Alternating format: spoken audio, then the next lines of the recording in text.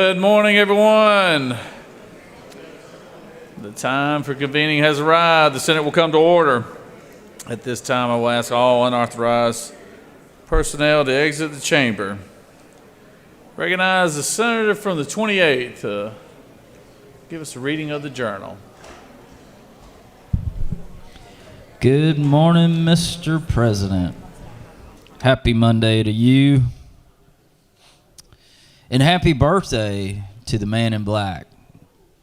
American country singer Johnny Cash was born today, back in 1932.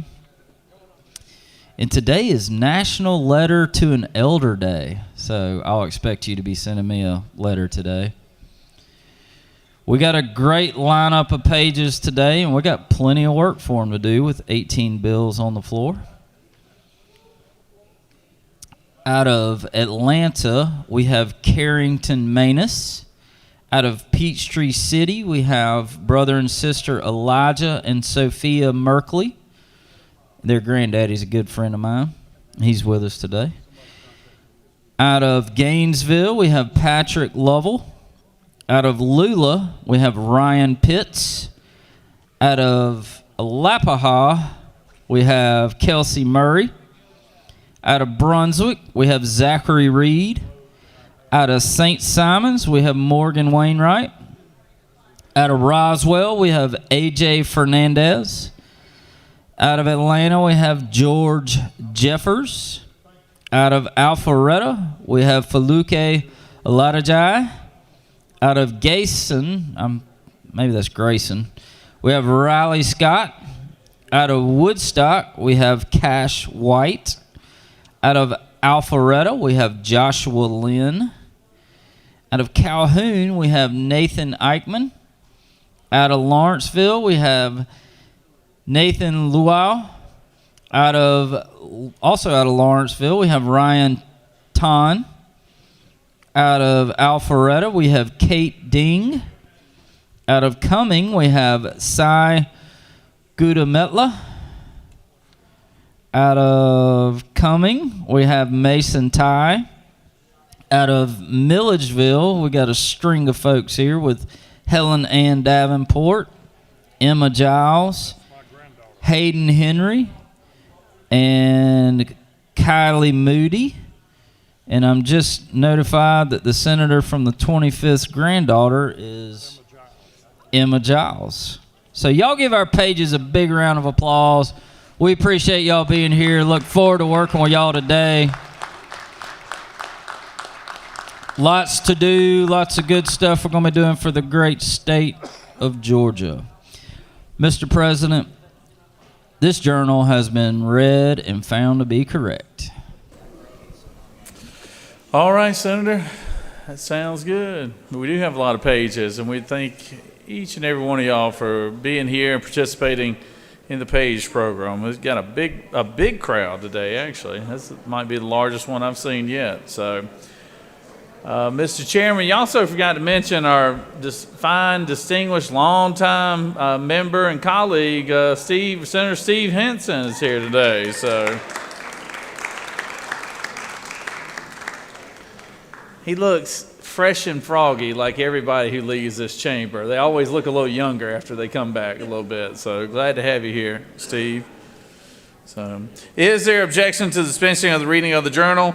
Chair hears none. The reading of the journal is dispensed with. Is there objection to the confirmation of the journal? Chair hears none. The journal is confirmed. All senators who have bills and resolutions to introduce, please bring them to the Secretary's desk. First reading references the Senate bills and resolutions.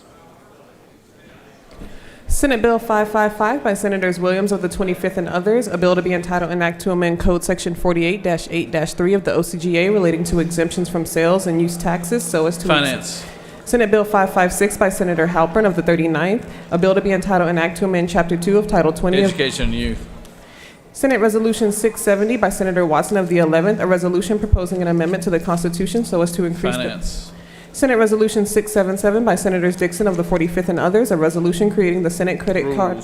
Senate Resolution 678 by Senators Rahman of the 5th and others, a resolution supporting a state goal. Senate Resolution 687 by Senator Gooch of the 51st, a resolution urging the University of North Georgia and the University System of Georgia Board of Regents to name a certain building after former Speaker. Higher education. That completes the order, Mr. President. First reading references to House bills. House Bill 579 by Representatives Baird of the 24th and others, a bill to be entitled an act to amend Article 33 of Chapter 2. Education and youth. House Bill 843 by Representative Stevens of the 164th and others, a bill to be entitled an act to amend Regulated Chapter 3. industries. House Bill 934 by Representatives Momtahan of the 17th and others, a bill to be entitled an act to amend Article 5. Judiciary. House Bill 986 by Representatives Thomas of the 21st and others, a bill to be entitled an act to amend Chapter 2 of Title 21 of the OCGA. Judiciary. House Bill 993 by Representatives Powell of the 33rd and others, a bill to be entitled an act to amend. Judiciary. House Bill 1049 by Representatives Williamson of the 112th and others, a bill to be entitled an act to amend Chapter 52 of Insurance Title. and labor. House Bill 1073 by Representatives Washburn of the 144th and others, a bill to be entitled an act to amend Code State Section. and local government general. House Bill 1114 by Representatives Wade of the 9th and others, a bill to be entitled an act to amend Title 33 of the. Insurance and labor. House Bill 1124 by Representatives Martin of the 49th and others, a bill to be entitled an act to amend Higher education. House Bill 1170 by Representatives Hawkins of the 27th and others, a bill to be entitled an act to amend Chapter 2A of Title 31 of the OCGA relating to the Department of Public Health so as to require. Health and human services. House Bill 1199 by Representatives Perkle of the 169th and others, a bill to be entitled an act to amend Code Section 50. Government oversight. House Bill 1203 by Representatives Kelly of the 16th and others, a bill to be entitled an act to amend Article 3 of Chapter 7 of Title 54. Judiciary. House Bill 1207 by Representatives Fleming of the 114th and others, a bill to be entitled an act to amend. Ethics. House Bill 1268 by Representatives Hawkins of the 27th and others, a bill to be entitled an act to State and local government. House Bill 1269 by Representatives Hawkins of the 27th and others, a bill to be entitled an act to amend to provide for a new homestead exemption. State and local government. House Bill 1270 by Representatives Hawkins of the 27th and others, a bill to be entitled an act to provide a new homestead exemption for Hall State and County. local government. House Bill 1271 by Representatives Hawkins of the 27th and others, a bill to be entitled an act to provide a new homestead exemption. State and local government. House Bill 1273 by Representative Werkheiser of the 157th, a bill to be entitled. State and local government. That completes the order, Mr. President. Secretary will read, actually, hold on. Senator from the 50th, you have your light on. For what purpose do you rise? Parliamentary inquiry, Mr. President. State your inquiry. Is it true the distinguished rules chairman was wearing reading glasses? And if so, can we accurately reflect that in the journal? Could you say that a little louder, Senator? I couldn't hear you. Was the rules chairman wearing reading glasses today? And if so, could we reflect that in the journal? Oh, yeah, he's getting old, Senator. This happens. So we'll reflect it, though. We'll reflect it. It will get worse. You just wait there. You just wait, Senator from the 50th. Secretary will read reports of standing committee. Mr. President, the Senate Committee on Banking and Financial Institutions has had under consideration the following legislation and has instructed me to report the same back to the Senate with the following recommendation: that Senate Bill 451 do pass by substitute. Respectfully submitted, Senator Summers of the 13th District Chairman. Mr. President, the Senate Committee on Economic Development and Tourism has had under consideration the following legislation and has instructed me to report the same back to the Senate with the following recommendation: that Senate Bill 489 do pass, Senate Bill 496 do pass, Senate Bill 518 do pass, Senate Bill 503 do pass, Senate Bill 547 do pass, Senate Resolution 623 do pass, Senate Bill 543 do pass by substitute, Senate Resolution 538 do pass by substitute. Respectfully submitted, Senator Beach of the 21st District Chairman. Mr. President, the Senate Committee on Economic Development and Tourism has had under consideration the following legislation and has instructed me to report the same back to the Senate with the following recommendation: that Senate Bill 534 do pass. Respectfully submitted, Senator Beach of the 21st District Chairman. Mr. President, the Senate Committee on Judiciary has had under consideration the following legislation and has instructed me to report the same back to the Senate with the following recommendation: that Senate Bill 180 do pass, Senate Bill 320 do pass by substitute, Senate Bill 533 do pass, Senate Bill 425 do pass by substitute, Senate Bill 523 do pass by substitute, Senate Bill 517 do pass, and Senate Bill 201 do pass by substitute. Respectfully submitted, Senator Strickland of the 17th District Chairman. Mr. Secretary, pursuant to the Senate Rule 2-1.6, I hereby give notice that I will introduce a minority report to be read along with the majority report of Senate Bill 180, which Judiciary passed out on Thursday, February 22nd, 2024. Senator Parent of the 42nd. Okay. Mr. Secretary, pursuant to Senate Rule 2-1.6, I hereby give notice that I will introduce a minority report to be read along with the majority report of Senate Bill 517, which Judiciary passed out on Thursday, February 22nd, 2024. Senator Parent. Mr. President, the Senate Committee on Natural Resources and the Environment has had under consideration the following legislation and has instructed me to report the same back to the Senate with the following recommendation: that Senate Bill 542 do pass by substitute. Respectfully submitted, Senator Anderson of the 24th District Chairman.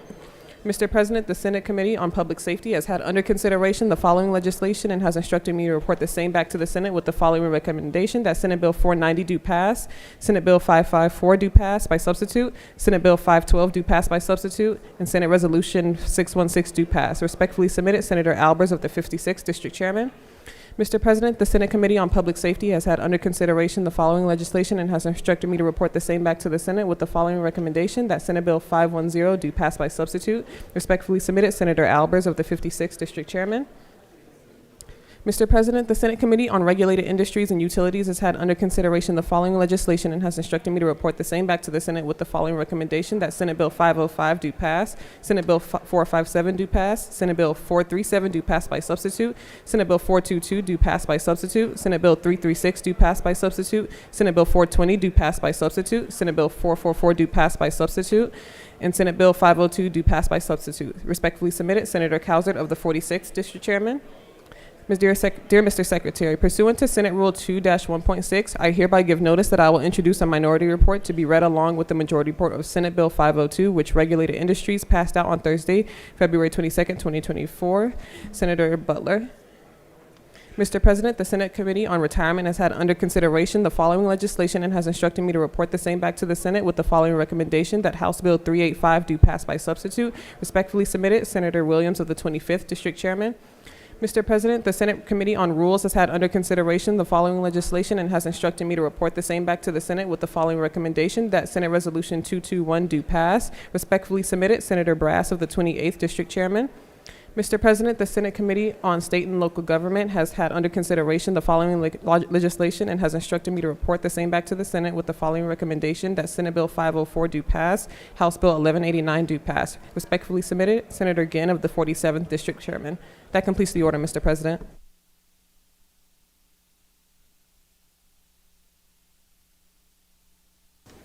Secretary will read bills and resolutions for the second time. Senate Bill 142 by Senator Anderson of the 24th and others, dog ownership, the definition of dangerous dog, revised. Senate Bill 154 by Senator Dolezal of the 27th and others, sale or distribution of harmful materials to minors, provisions of Code Section 16-12-103 shall be applicable to libraries operated by schools, provide. Senate Bill 283 by Senator Strickland of the 17th and others, Pregnancy Protection Act, enact.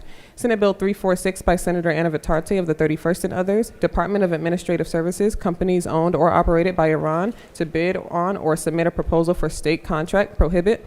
Senate Bill 347 by Senator Anna Vitarte of the 31st, Tallapoosa Judicial Circuit, additional judge of the Superior Courts, provide. Senate Bill 371 by Senator Strickland of the 17th and others, Daniel D. Potsiatli Jr. Act, enact. Senate Bill 379 by Senator Harbin of the 16th and others, School Chaplains Act, enact. Senate Bill 383 by Senator Eccles of the 49th and others, Sale and Use Tax, Special District Mass Transportation, Requirements for Intergovernmental Agreements Between Counties, revised. Senate Bill 390 by Senator Walker of the 20th and others, to amend titles 20, 36, 43, and 50 related to libraries, education, governmental entities, professions and businesses, acceptance and use of funds from the American Library Association, prohibit under certain circumstances. Senate Bill 391 by Senator Williams of the 25th and others, health, local government and property, regulations and protections of cemeteries and burial grounds, provide. Senate Bill 394 by Senator Dixon of the 45th and others, restricting explicit and adult designated educational resources, enact. Senate Bill 403 by Senator Ginn of the 47th and others, ad valorem taxation of property, language required to be included in the notices of current assessment, revised. Senate Bill 423 by Senator Halpern of the 39th and others, education, maintenance, and placement of one or more automated external defibrillators in certain public schools, provide. Senate Bill 432 by Senator Harrell of the 40th and others, Quality Basic Education Act, provisions, recess for students in kindergarten and grades 1 through 8, require. Senate Bill 455 by Senator Strickland of the 17th and others, medical assistance, provisions to comply with federal law, revised. Senate Bill 456 by Senator Strickland of the 17th and others, central caregiver registry, disabled persons to the registry, add. Senate Bill 460 by Senator Dixon of the 45th and others, advanced practice registered nurses and physicians assistants, number that a physician can authorize and supervise at any one time, provide, revised. Senate Bill 465 by Senator Goodman of the 8th and others, homicide, the felony offense of aggravated involuntary manslaughter, provide. Senate Bill 466 by Senator Hatchett of the 50th and others, obscenity and related offenses, limitations of defense that sexually exploitive visual medium is digitally altered, provide. Senate Bill 474 by Senator Goodman of the 8th and others, unsolicited inquiries, notice of solicitation, including monetary offers, penalty, provide. Senate Bill 480 by Senator Hodges of the 3rd and others, Georgia Board of Healthcare Workforce, student loan repayment for mental health and substance use professionals serving in certain capacities, provide. Senate Bill 481 by Senator Hodges of the 3rd and others, Georgia Healthcare Professionals Data System, establishment, definitions, collaboration with state licensing boards, provide. Senate Bill 491 by Senator Brass of the 28th and others, licensed pharmacists, Georgia State Board of Pharmacy to increase the maximum ratio of pharmacists authorized. Senate Bill 493 by Senator Hatchett of the 50th and others, Sexual Offender Risk Review Board, additional penalties for registered sexual offenders, provide. Senate Bill 495 by Senator Watson of the 11th and others, low THC oil patient registry, term of validity of a registration card, provide. Senate Bill 497 by Senator Hickman of the 4th and others, education, high demand career initiatives program as the high demand apprenticeship program, redesignate. Senate Bill 498 by Senator Jackson of the 41st and others, Georgia Interagency Council for the Homeless, create. Senate Bill 499 by Senator Ginn of the 47th and others, coordinated and comprehensive planning and service delivery by counties and municipalities, revised provisions. Senate Bill 501 by Senator Harbin of the 16th and others, Foundations of Law Act, enact. Senate Bill 507 by Senator Gooch of the 51st and others, Special License Plate, America First, Specialty License Plate, established. Senate Bill 508 by Senator Dixon of the 45th and others, Administrative Office of the Courts, accessibility of certain personal information of state and federal judges, justices, and spouses thereof, provide. Senate Bill 515 by Senator Hatchett of the 50th and others, Emergency Medical Services 2-year pilot program to provide additional ambulances to certain areas of the state, provide.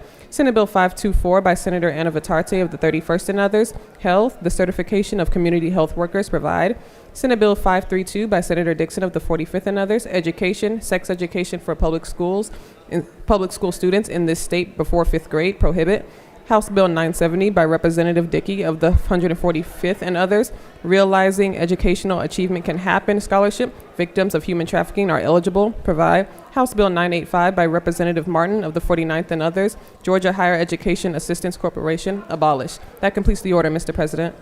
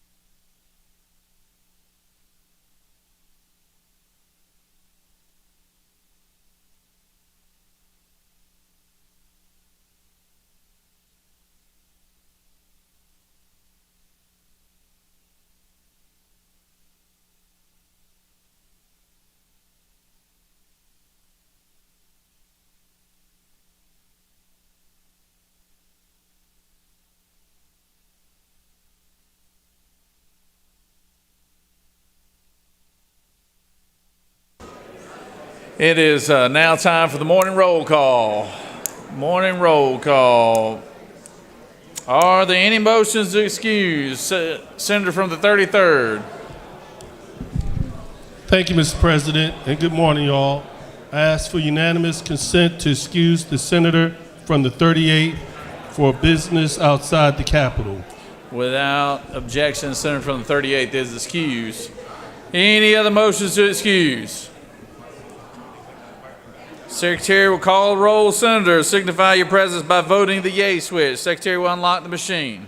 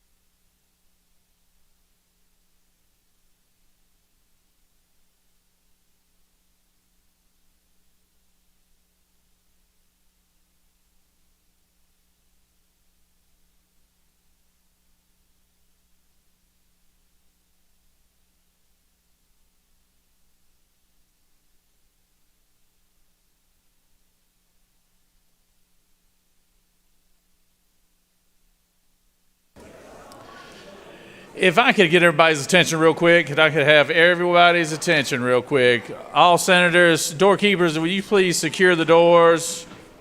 And if every senator could take their seat, I'd be greatly appreciative.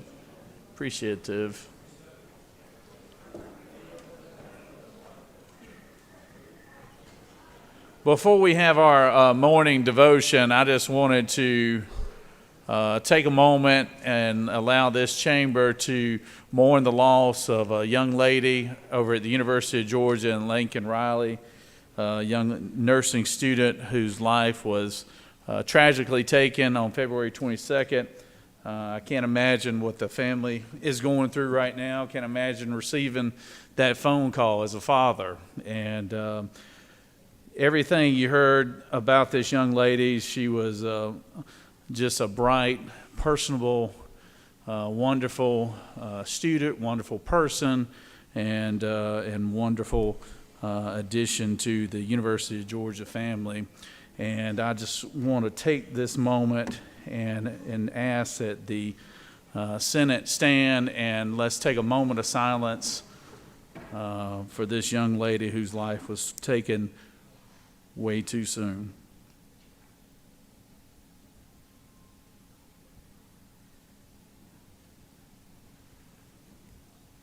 Amen. Thank you. It is now time for our morning devotion. All senators, please take your seats and cease all conversation. I would ask the doorkeeper to secure the chamber at this time.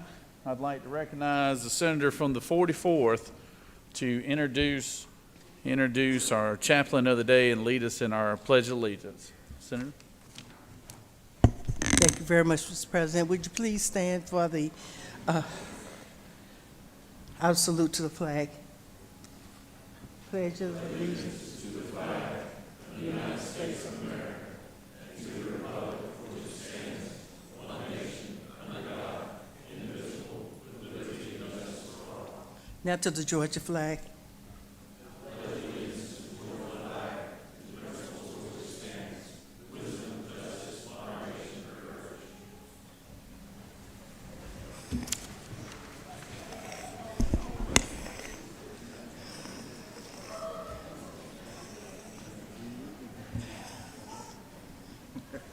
Good morning. It is my honor to present the chaplain of the day.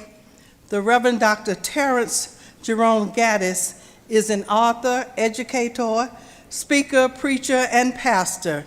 A native of Jersey City, New Jersey, he holds a Bachelor of Science degree in computer science from Livingstone College, a Master of Divinity degree from the Emory University Candler School of Theology, and a Doctor of Ministry degree from the Morehouse School of Religion at the Interdenominational Theological Center in Atlanta.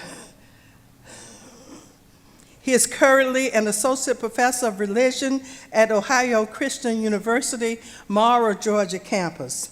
Dr. Gaddy is the leading authority in congregational development, helping pastors and church leaders transform their ministry into vibrant communities of faith.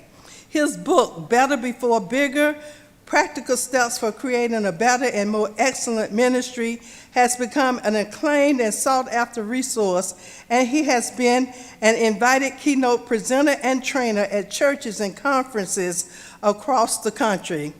Dr. Gaddis is also the author of The Bottom Line, Daily Devotions for the Work Week, a resource that enhances the workday by providing scriptures and reflections that encourage strength, peace, and faith.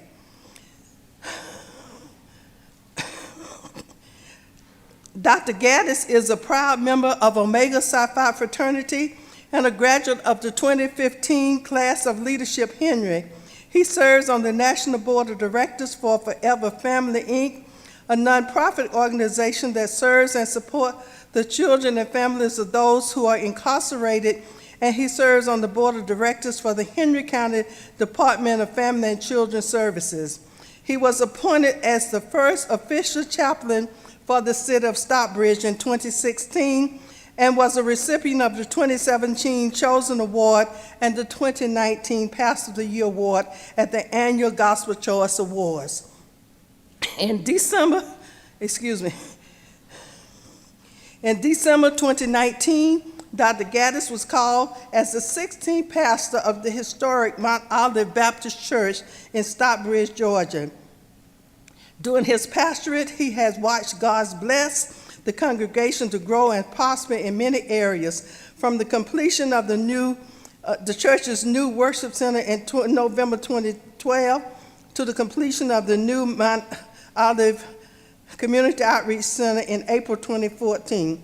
Dr. Gaddis is married to the Reverend Dr. Elaine Gaddis, and together they have 4 children.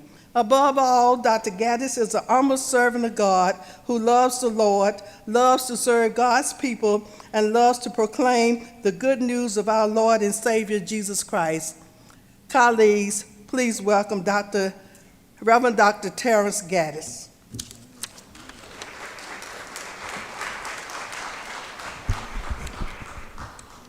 Good morning. My words today are going to be wrapped in prayer, and so I would just ask you to pray with me. All wise and eternal God, we come to you this morning, thanking you for your grace and your mercy. We thank you for your loving kindness towards us. We come this morning lifting up your word as recorded in the Old Testament book of 2 Chronicles.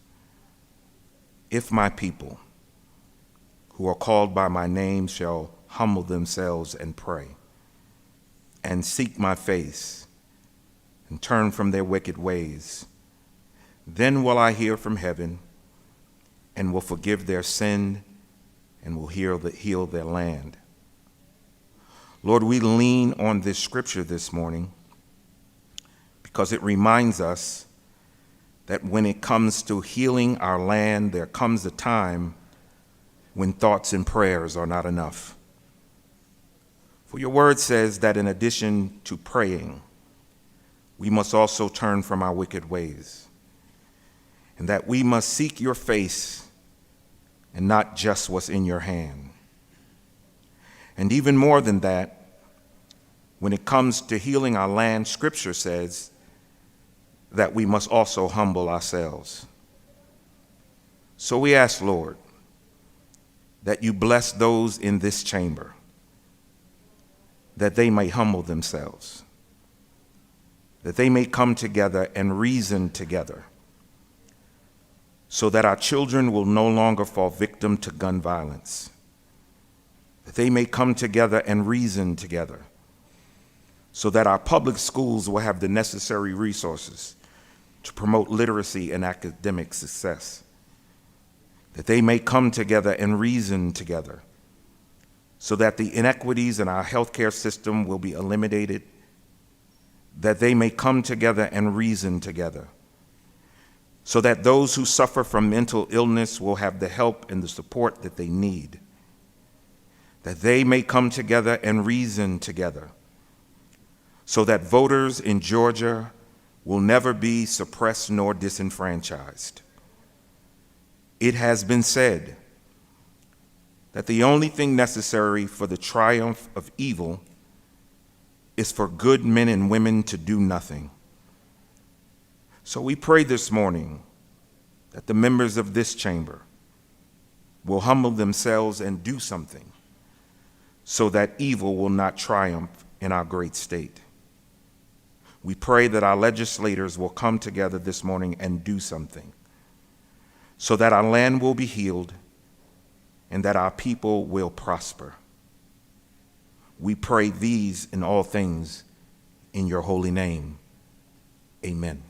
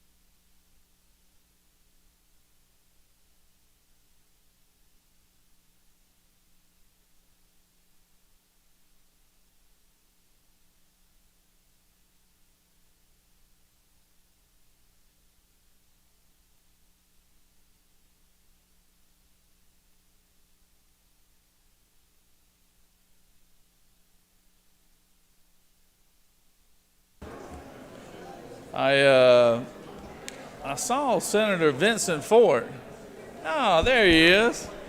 Oh, that Vincent Ford, ladies and gentlemen. Let's give our former colleagues and Senator Vincent Ford a round of applause. Senator, there hasn't been one like you since. I'm telling you now. I miss you. There's been plenty of pretenders, I can tell you that, but none quite as good as you are. So good to have you, Senator, and I hope you're doing well with everything. You look great. Good to have you here today. So I recognize him. I saw Senator Steve Henson. I'd recognize him earlier, but anyways, glad to have both y'all here today.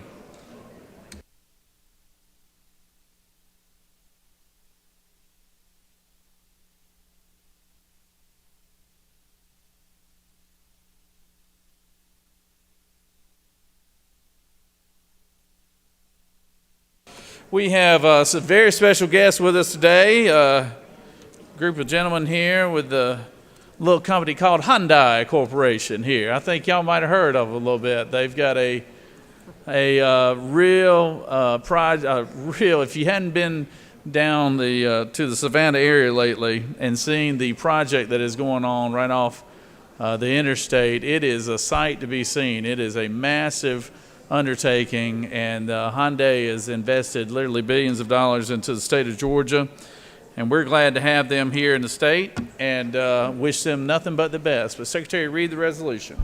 Senate Resolution 646 by Senators Watson of the 1st and others, a resolution commending Hyundai Motor Group's dedication to the state of Georgia and recognizing February 26, 2024 as Hyundai Day at the state capitol and for other purposes. Whereas Hyundai Motor Group will open its first fully dedicated electric vehicle and battery manufacturing facility in the state of Georgia, cementing Georgia's growing EV supply chain and ecosystem.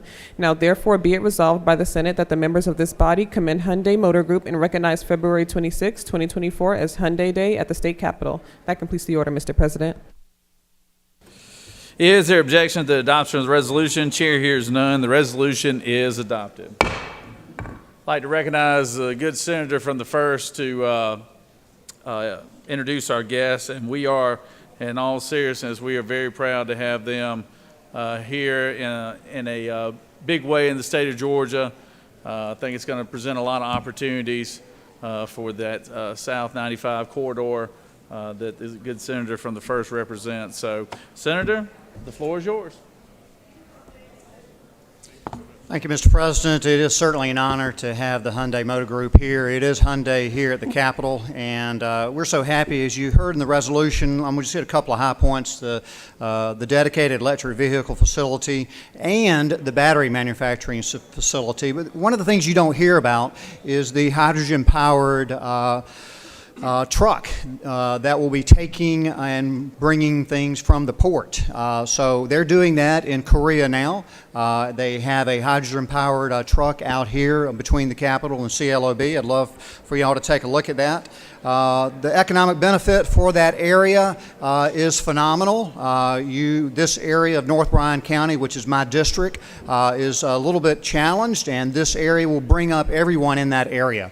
As I've said before, Hyundai brings not only a very good income, Mr. Munoz said it was 25% higher than the average salary in that area, but they bring a 401k, they bring a health plan, and they bring a really good deal on a vehicle for people who work there. So it is a benefit not only for that area, which is as big as Tybee Island, but it brings growth for the whole area. That will have, in the area, will be about a $2.5 billion direct investment and more than 6,700 surrounding the area in the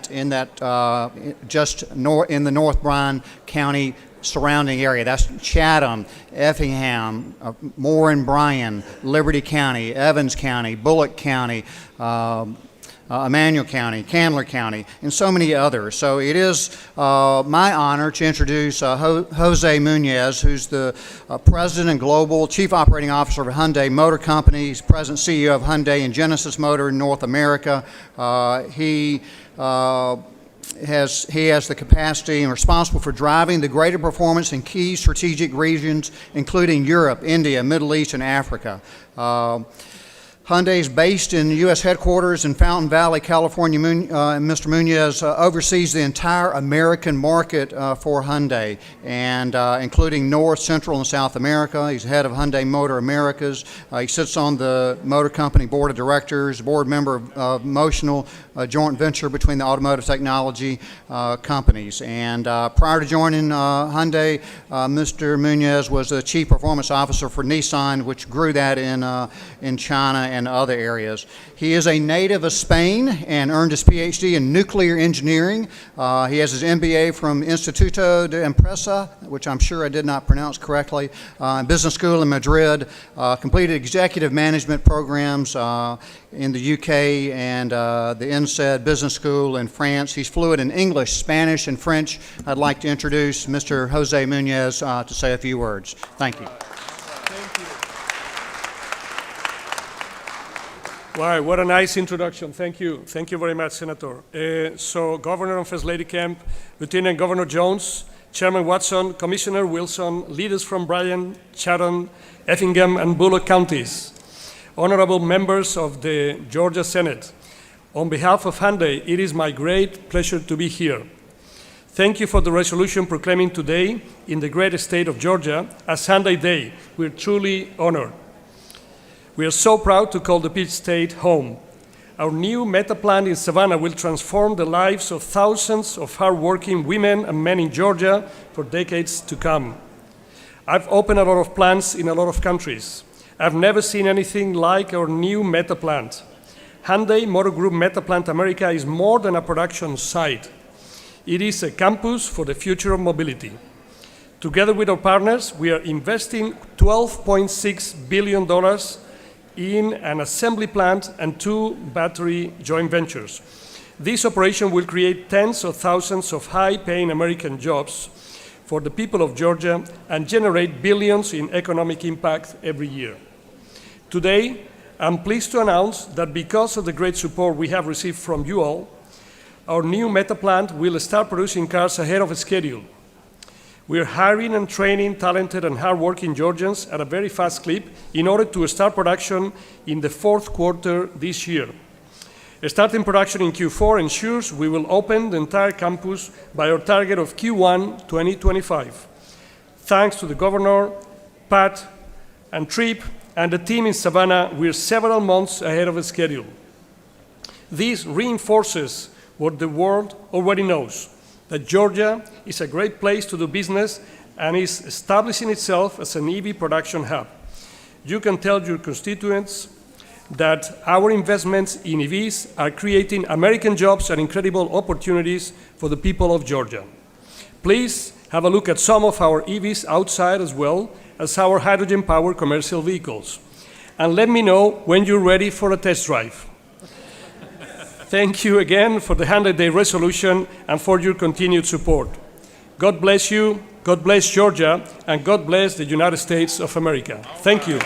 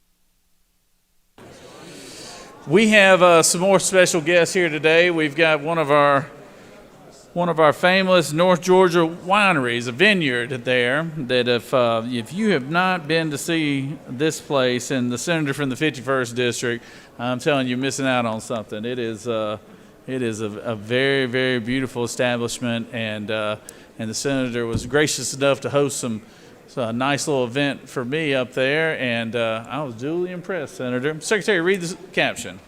Senate Resolution 511 by Senators Gooch of the 51st and others, a resolution recognizing March 2024 as Georgia Wine Month and for other purposes. Whereas today the state's wine industry stands as a robust growth sector and economic contributor, generating more than $5 billion from vineyard-related activities in 2022.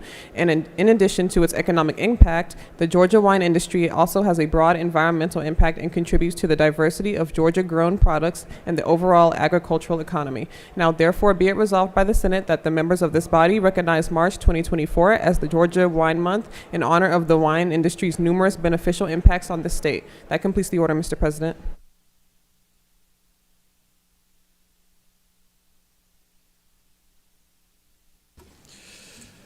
Is there objection to the adoption of the resolution? Chair hears none. The resolution is adopted.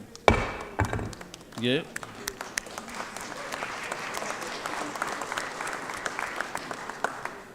We have multiple vineyards that are represented here today. I apologize for that. I didn't know y'all had more than one beautiful location, Senator, but y'all have multiple locations. So, and apparently we have a former state senator, Zemarippa. So, is a former state senator from the 39th district, I believe. Is that correct? 36. 36. Okay. Not listening. Well.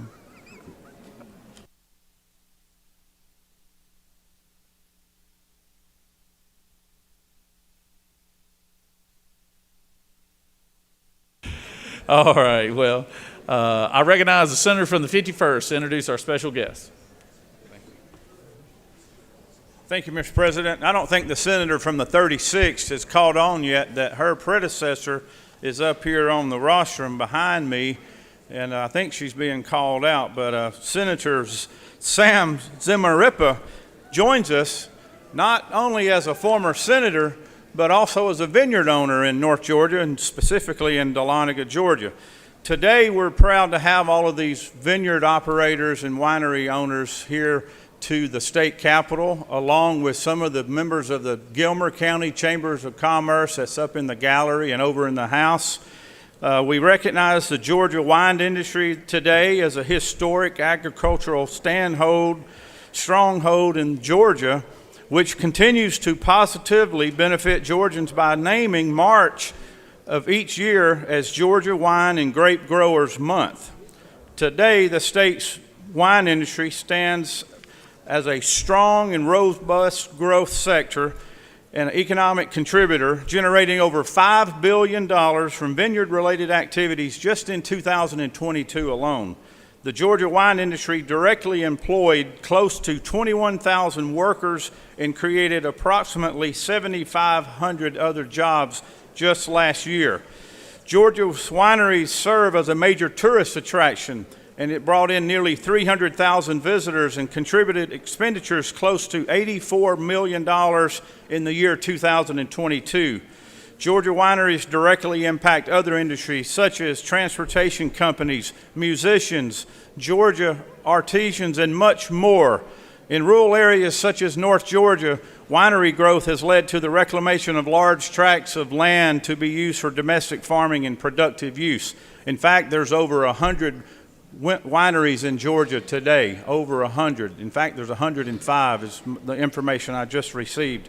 The impact of Georgia wineries can be observed around the nation as Georgia wineries have become more and more recognized in national wine awards, including Best Wineries in America and the Dahlonega Plateau, which was designated as an American viticultural area just a couple years ago.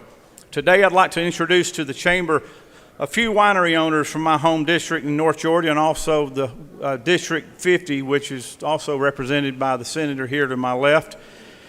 With us today is Miss Terry Darby, Miss Jane Miller, Mr. Bill Cox, and Mr. Eric Miller.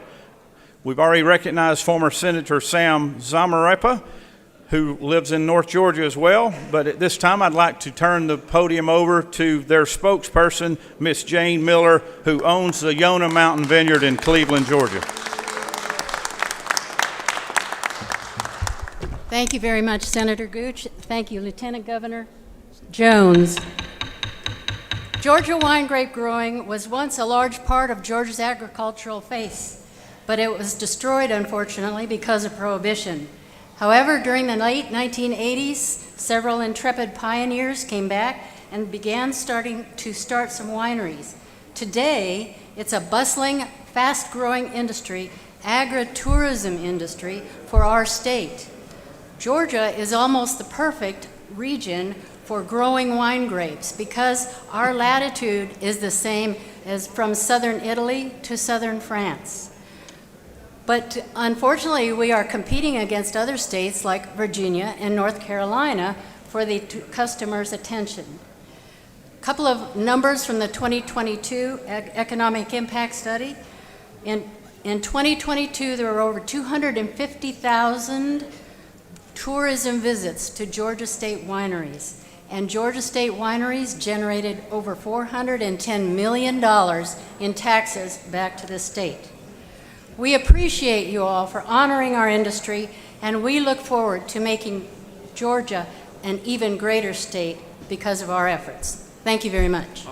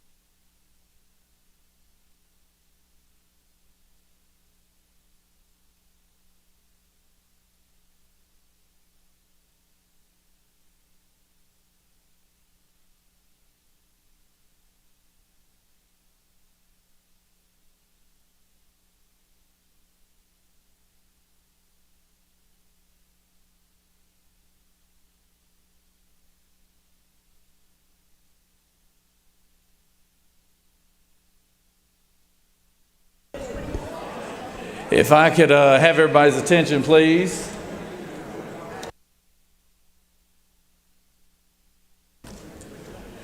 It is always a pleasure to have our federal representation come down to the Capitol and get opportunity to address each chamber. I would like to for y'all to give attention to our young senior senator of the state of Georgia. Are you the youngest in the? He is the youngest in the United States Senate, and but he's our senior senator. So, we've got Senator John Ossoff here. Senator Ossoff got to visit a little bit beforehand, had a good conversation. I complimented him on his staff, which does a great job with their constituent service work, and that's a good indicator of what kind of person he is when he has responsive staff and people who work in his office. They care about doing the work of the people. That's always a good sign. At this time, I'd like to give the senator an opportunity to see you guys, address you guys, and it's a pleasure to have you here today, Senator. Thank you so much.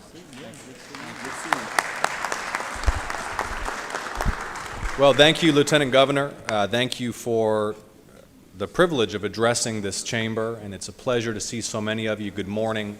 I am grateful for this opportunity. Lieutenant Governor Jones, President Pro Tem Kennedy, Majority Leader Gooch, Minority Leader Butler, Caucus Chair Parent, thank you for the chance to spend some time with you, to join you in this historic chamber.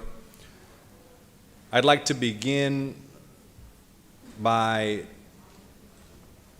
expressing on behalf of all Georgians, as I did in phone conversations over the weekend with Augusta University President Brooks Keel and UGA President Moorhead, our shock and outrage at this horrific murder of a young woman, Laken Riley, in Athens, a nursing student with a bright future ahead of her. And I would like to ask that we just take a moment and rise and observe a moment of silence in solidarity with her family, her community, and those institutions.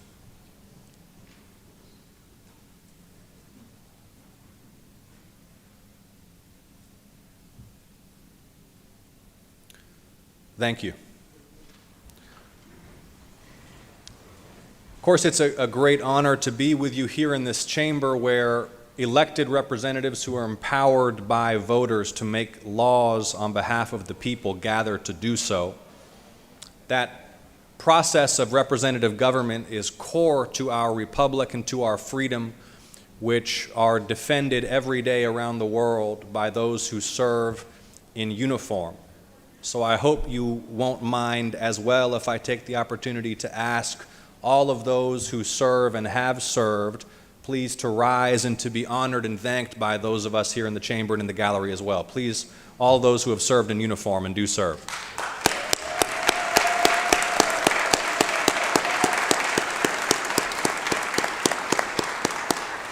And I hope, Lieutenant Governor, that I haven't committed some gross violation of Senate rules by inviting participation from those assembled in the gallery this morning. Look, I'm here to just convey to you this. I am here to work with you. I want you to succeed. I want your communities to succeed, because when we all work together, Georgia succeeds. And the reality is that most of our constituents don't wake up every day defining themselves as Democrats or Republicans, and neither should we. And in fact, I think most Georgians and most Americans recognize that the level of division and hatred in our politics is tearing this country apart.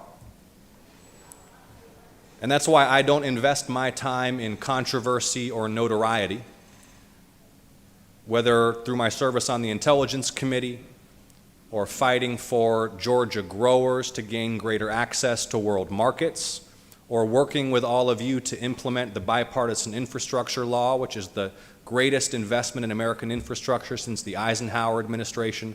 It's about building decent bipartisan working relationships and staying closely connected to our constituents. And I know that's what motivates each of you as well. And it's a pleasure to work with so many of you on both sides of the aisle to get things done for Georgia.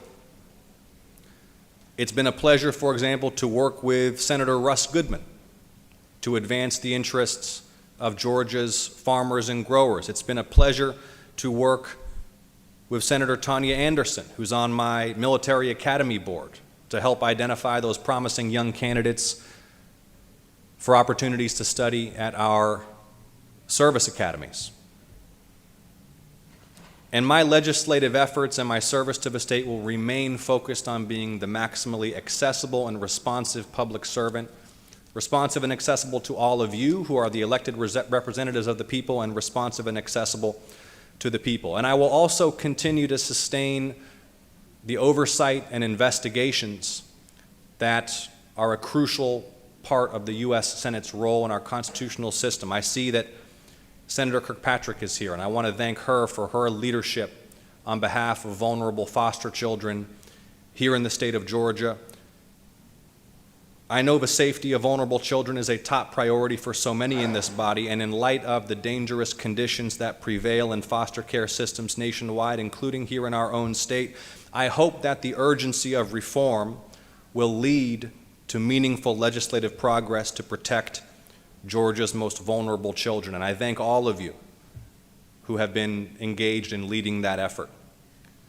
My team and I are standing by to address your needs. Many of you have my cell phone. If you don't, I'll make sure you do. Please call me and text me whenever and however I can be of service to you and your communities in the interest of the state of Georgia and in the interest of the United States. And thank you again, Lieutenant Governor, for the privilege of addressing you this morning. God bless.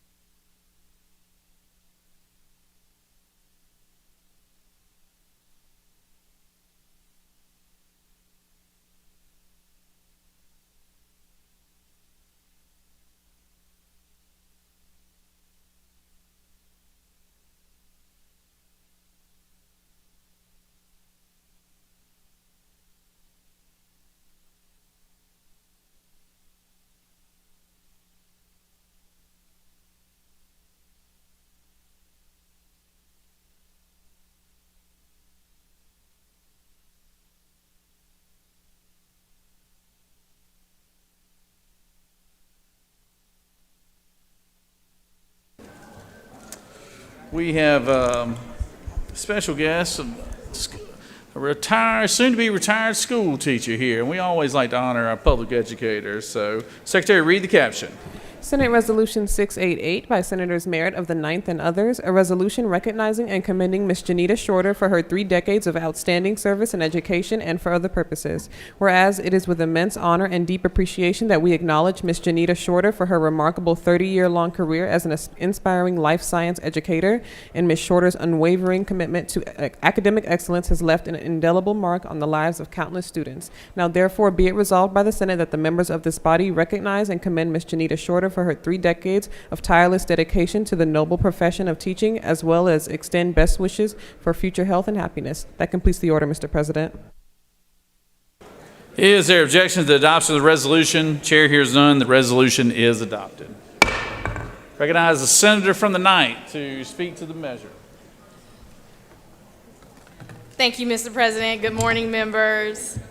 I have the pleasure of introducing Ms. Janita Shorter. I think we can all agree that having a great teacher can change the trajectory of someone's life and instill a lifelong love of learning. Most of us have had an educator at some point who saw something in us and encouraged us to achieve. One such teacher, Ms. Janita Shorter, has touched hundreds of thousands of lives throughout her decades of dedication to her students. Janita Shorter worked for nearly 20 years at J.P. McConnell Middle School as a life science teacher, where she went the extra mile inside and outside of the classroom. Her work includes coaching a step team, mentoring over 600 students in the Jekyll Island 4-H Club, and serving as a co-graduate advisor with the Alpha Kappa Alpha sorority. And she built valuable life skills and strong characters in the young people whose lives that she has touched. She has inspired many, including her son, who similarly dedicates himself to and others as a doctor of emergency medicine, and her daughter with a similar love of science and learning, pursuing her PhD in biomedical research. Her generosity and dedication towards her students and community as a whole is why we, the members of this body, are honored to recognize and celebrate a truly amazing educator and mentor. And with that, let's welcome Janita Shorter, and she brought with her today her husband, Reggie Shorter.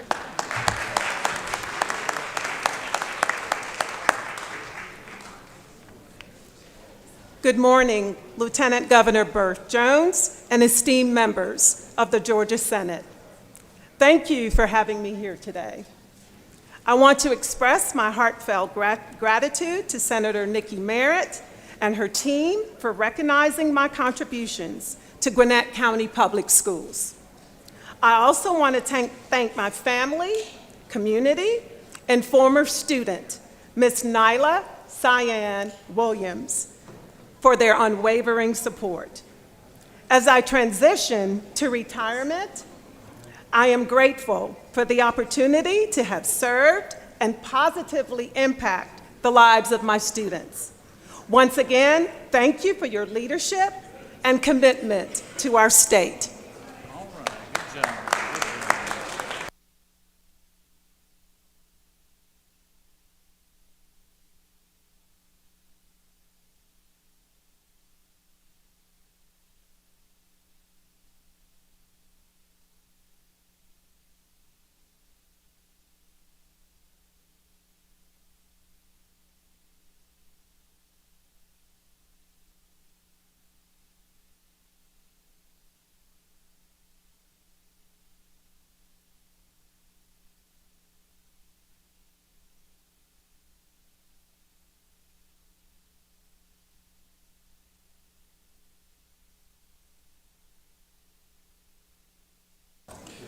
Are there any unanimous consents?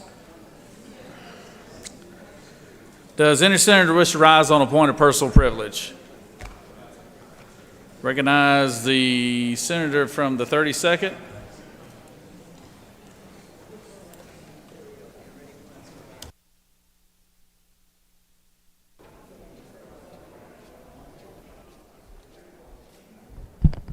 you, Mr. President. I just wanted to remind all my colleagues that today is KSU Day at the Capitol. Kennesaw State University is growing, and you've got a one-pager on your desk highlighting several updates from KSU. This year is the 60th anniversary of KSU and the 75th anniversary of Southern Poly, and they were consolidated in 2015. KSU is one of the fastest growing universities in the state. Their fall enrollment is 45,000 students. They're Georgia's third largest university and has the largest population of in-state undergraduates in the state. They are continuing to meet the needs of Georgia's workforce, breaking ground on a state-of-the-art STEM building. And I didn't wear my yellow and black today, but hooty hoo. I yield the well, thank you.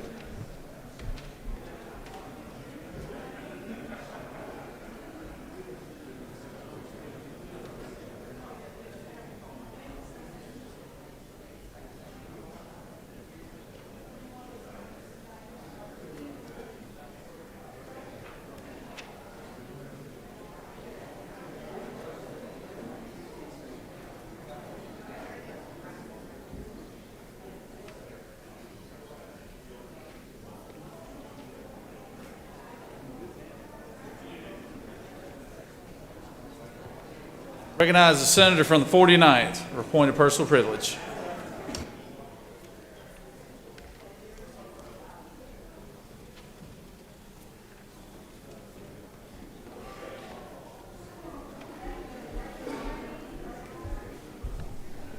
Thank you, Mr. President. Colleagues, today I come to you as the mother of a sophomore daughter at the University of Georgia. Since the horrible tragedy took place in Athens on Thursday, I've thought about speeches, social media posts, and most of all, the conversations that I need to have with my daughter, Chloe. Drew and I have discussed what to say to her and what not to say to her. She texted me Thursday just before the news broke about the murder of Laken Riley. She was experiencing a range of emotions. She was scared, anxious, and she was angry. My daughter shouldn't have to be dealing with this, but more importantly, Laken Riley's family shouldn't be dealing with this. They should be celebrating her weekly and daily successes that we all desire to do as parents. We spent Friday night in Athens with Chloe and her sorority. It was Dad's weekend, and absolutely the most solemn experience we've ever had in the Classic City. Clearly, Laken's death was on everyone's mind and hindered what should have otherwise been a fun weekend. It stinks spending so much time telling your daughter the do's and don'ts of exercising alone, going out, or simply walking to class. The way I see it, this body and everyone serving underneath the Gold Dome has an obligation to keep the citizens of Georgia safe. Folks, we pass a lot of bills each year, and I wonder how many are truly dedicated to the safety and security of our citizens. We cannot lose sight of this. If that means dropping back and punting on some legislation, I'm all in. Resolutions in this chamber are what they are.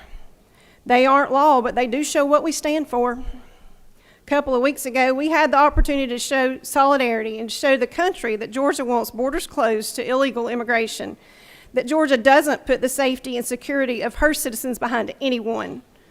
I'm proud to have signed and voted for this resolution. I couldn't have looked my daughter in the eye knowing I didn't have the political fortitude to vote for this. I suspect some of you would have voted with us if you had a crystal ball and could have seen the tragedy coming. Maybe not. The fact is, if this thug had not been in Athens, Georgia, illegally, Miss Riley would still be here with us today. Listen clearly for the next minute or so. My family's been advocating for immigration reform for over 20 years. I get it. Not everyone coming across that border is a murderer, and I feel for them. My compassion is fading, though. Our children, citizens of this great state, deserve better. Their safety and security is far more important to me than living conditions in other countries. This blame game is shameful.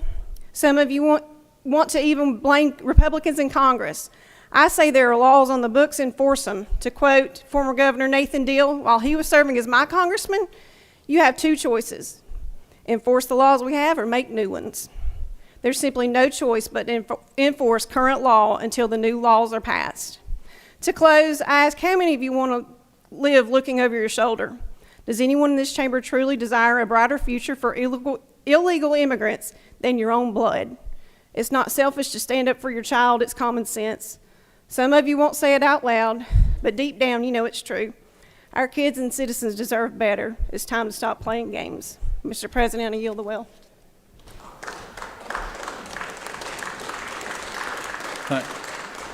Thank you, Senator. Recognize Senator from the 35th.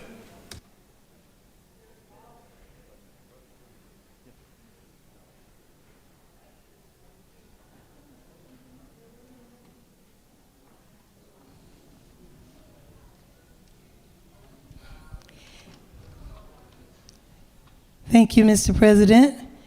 We have our special guest coming in right now, I hope.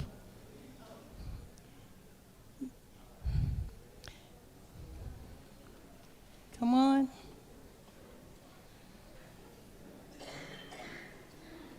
Here they come. Wow. Mr. President, senators, I'm elated to be the one to make this presentation this morning. Charlene Hunter Galt was born February 27th in 42. American newspaper reporter and broadcast journalist who covered current events, geopolitics, and issues of race. In 1961, Hunter became the first African American woman to enroll in the University of Georgia. She was also among the first African American women to graduate from the university, earning a degree in journalism in 1963. After completing college, Hunter moved to New York City, where she worked for the New Yorker magazine from 63 to 67 in an administrative job, and contributed pieces to the Talk of the Town section.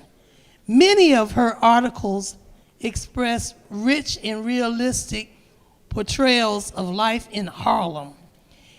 She next joined the New York Times as a staff reporter in 1968 through 77, eventually becoming the newspaper's Harlem bureau chief.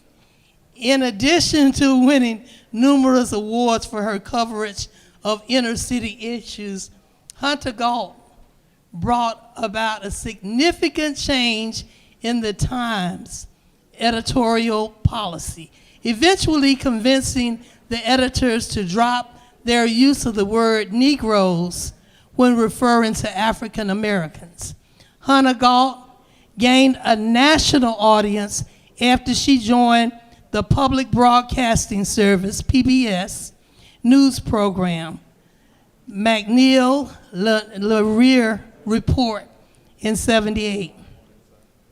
When the program grew into the 60 Minutes, she became a national correspondent and reported on topics including racism, Vietnam veterans, life under apartheid, drug abuse, human rights issues, and the list goes on.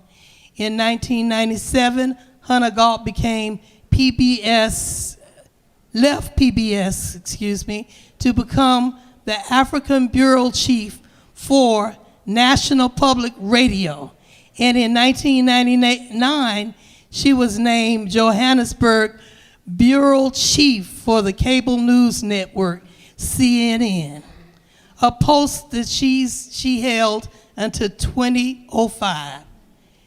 She published a memoir, In My Place, and New News Out of Africa, a book documenting positive developments in Africa. I don't know about you, but I think most of us in this room stand on her shoulders. Where are you? Come out and let everybody see you. Let's go up here. Can we, somebody walk her up here?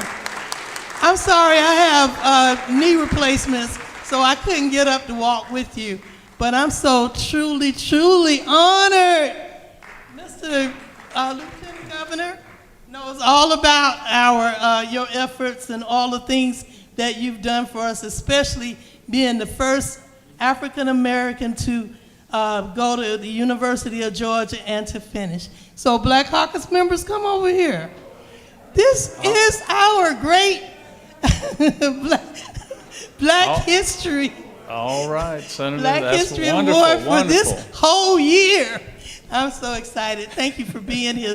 Thank you, husband and son and everybody. And All Misha, right. thank you for me, Representative. All right. Okay, I got thank you, everybody. Senator. That good? Thank you, And then Senator. I would like for them to take a picture with you. I'm sorry. That's fine, that's fine. Just come on up here after I get Okay. done with that one. All right. Thank you, you. Senator. Thank you. Okay. Very nice to have you here today. Very nice to have you. All right, we've gone a little bit out of order, but we're going to introduce our doctor of the day from, she had to run over to the house for a medical emergency, so that shows you how important it is to have physicians volunteering their time here today, and we're so happy to have her all the way from Statesboro, Georgia. I'd like to recognize the Senator from the 4th to introduce our doc of the day.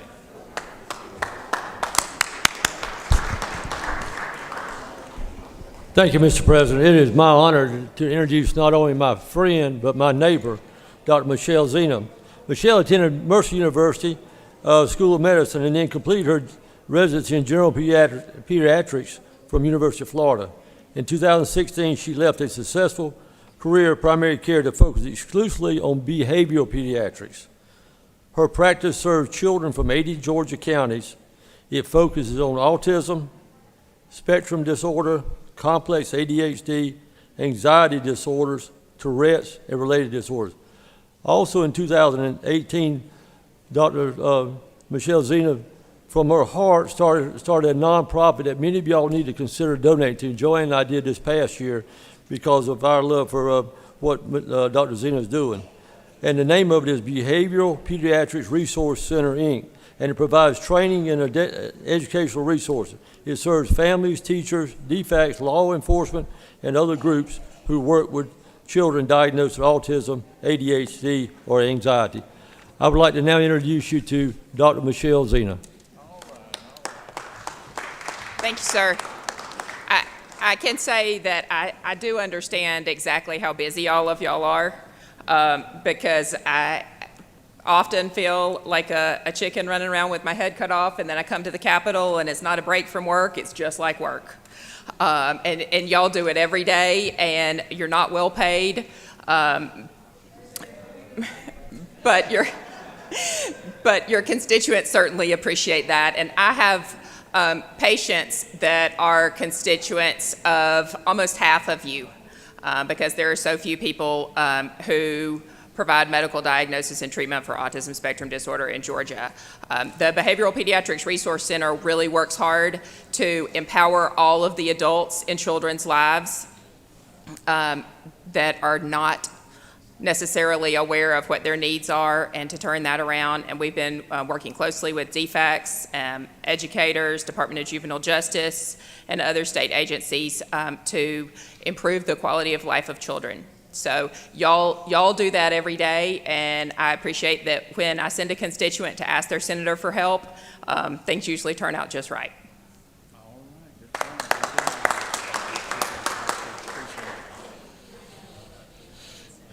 All right, thank you, Dr. Zimmerman. Appreciate you being here today. I recognize the senator from the 33rd, and let me remind you, Senator, we got 3 minutes on point of personal privilege. And I remind everybody else who is signed up to have a point of personal privilege. While we're waiting on the senator from 33rd, I want to introduce our new senator from the 29th right here. He's from Columbus, Georgia. He got a fresh shave. He looks about 20 years younger. Y'all welcome him to the chamber here.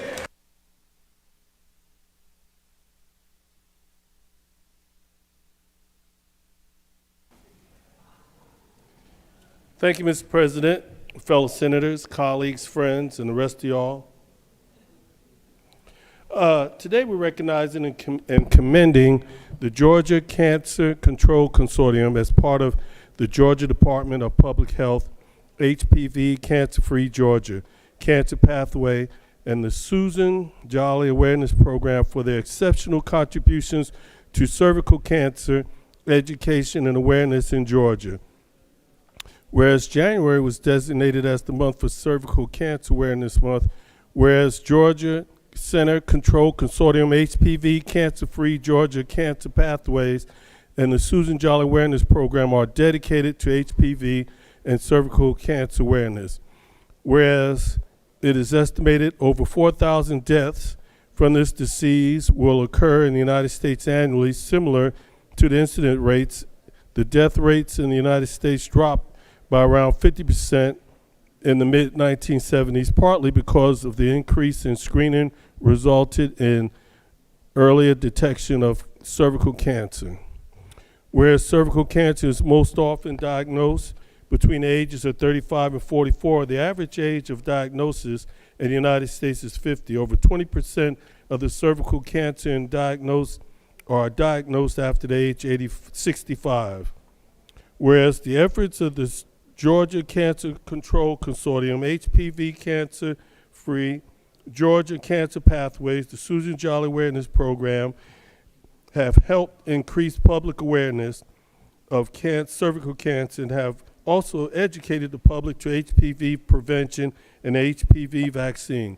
Now, therefore, be it resolved by the Senate that the members of this body recognize and commend the 2024 HPV champions, as well as the Georgia Cancer Control Consortium, HPV Cancer Free Georgia, Cancer Pathways, and the Susan Jolly Awareness Program for their exceptional effort and commitment to advancing cervical cancer awareness and eliminating the disease. Let's have a round of applause. We have Ms. Triana Arnold here, who represents the organization. Thank you so much.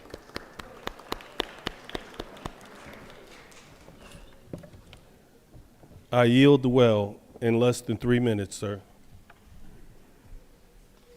Recognize the senator from the 24th.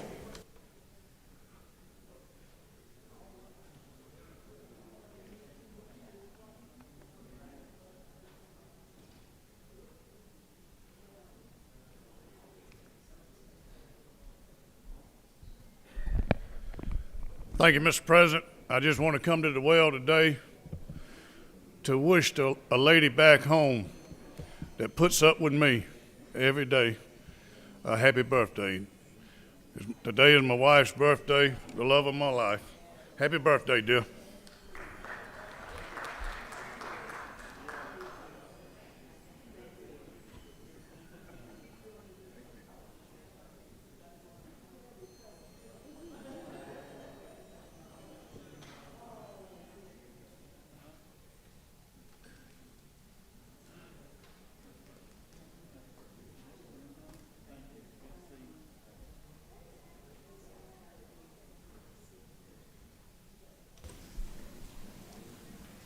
Senator, did I hear you say it's your wife's birthday?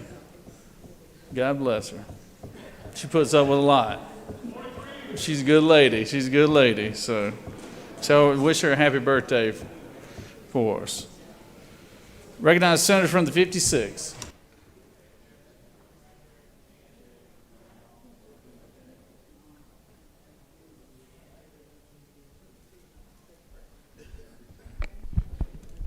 Thank you, Mr. President. I rise today to remember my constituent, Laken Riley. I've been communicating with her parents, Allison and John. No parent should ever have to outlive their child. They are obviously heartbroken.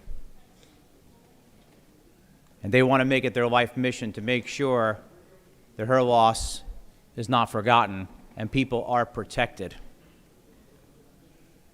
Make no mistake, this could have been prevented. 3.5 years ago, a decision was made to not enforce Title 42 anymore in our border. A decision was made to stop building the border wall. A decision was made that caused 4 times the surge of illegal aliens crossing that border on a daily basis. A decision was made not to deport almost half the people that were being deported prior. And since that time, we've had criminals, we've had terrorists, we've had fentanyl crossing that border. And not only did this person come in, but he was arrested before, up in New York. This is unconscionable. And this is an executive action from Washington, D.C., and they have blood on their hands. It's time that people stopped making excuses and did their job. I hope we'll all forever remember this young lady when her light was blown out by an awful human being who was in this country illegally and had been arrested prior. Thank you, Mr. President. I yield the well. Thank you, Senator. I recognize the Senator from the 39th.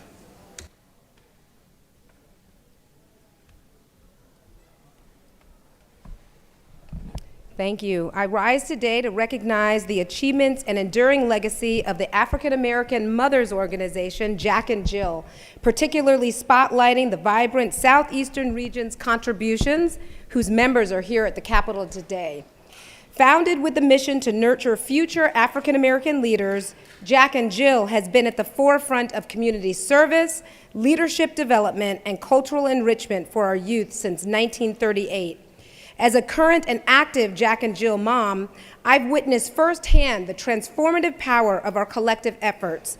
In the Southeastern region, we've led by example, hosting engaging educational programs, impactful community service projects, and fostering environments where our children thrive in their cultural identity, develop a strong sense of social responsibility, and become leaders who excel in their respective fields. As we look to the future, we will continue to build on this legacy with renewed vision. Thank you again to every member, parent, and child of the Southeastern region for your dedication to excellence. Your passion and hard work are the heartbeat of Jack and Jill of America. And as we move forward, let us remain united in our mission, steadfast in our purpose, and unwavering in our commitment to make a difference in the lives of our children and our communities. Thank you. I yield the well.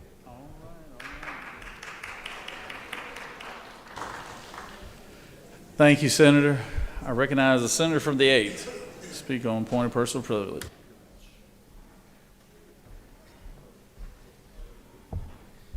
Thank you, Mr. President. We all know how great of a relationship the United States and Britain, the United Kingdom, has had over these many years. It's my honor today to recognize a true friend of President Jimmy Carter and the United States. The Right Honorable Sir Simon Burns was a Conservative member of the British Parliament from 1987 until his retirement in 2017. While in Parliament, he served in the government under Prime Ministers Margaret Thatcher, John Major, and David Cameron, and was twice Minister of Health and Minister of Transport. He's thrilled to be here with our Georgia friends. He loves the United States and has stood with us shoulder to shoulder during some of our darkest hours, including 9/11. His dad actually fought alongside American troops in Burma against the Japanese during World War II. He's a second cousin to famed British musician David Bowie. Sir Simon, we thank you. We thank you for the friendship and the friendship between our countries, and glad to have a cousin from across the pond over here. Thank you, Mr. President. I yield the well.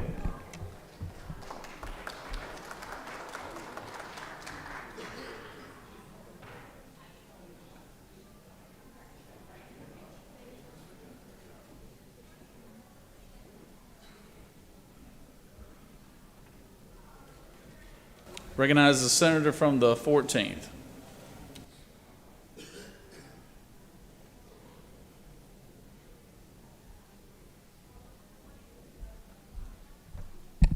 Thank you, Mr. President. I unfortunately missed them in the hallways earlier, but we are always pleased each year to have as guests to the Capitol Hemophilia of Georgia, a Sandy Springs-based agency that is the only agency of its type in the state that works with bleeding disorders, specifically hemophilia, von Willebrand disease, and other bleeding disorders. But it's a very important service for this community that's got a lot of special challenges. They provide comprehensive health care, education, and advocacy, and I'll be filing a resolution today, as we always do, to honor their efforts. So just your annual reminder that they are there in Sandy Springs. They're doing great work for this community. We're really proud of them. Thank you, Mr. President. Thank you, Senator. I recognize the senator from the 16th.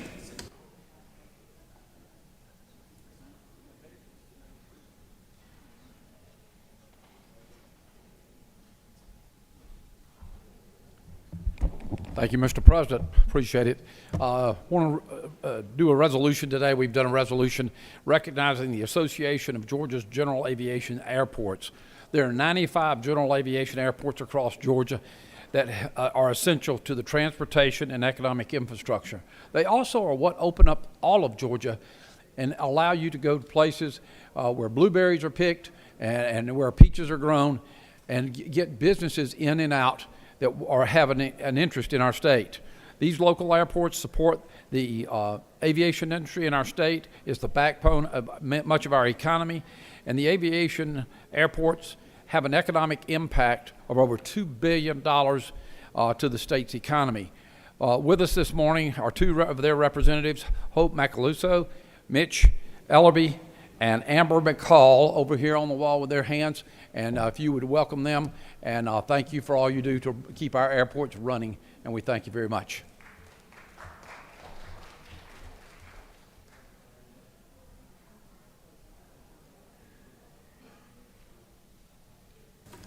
Recognize the senator from the 6th.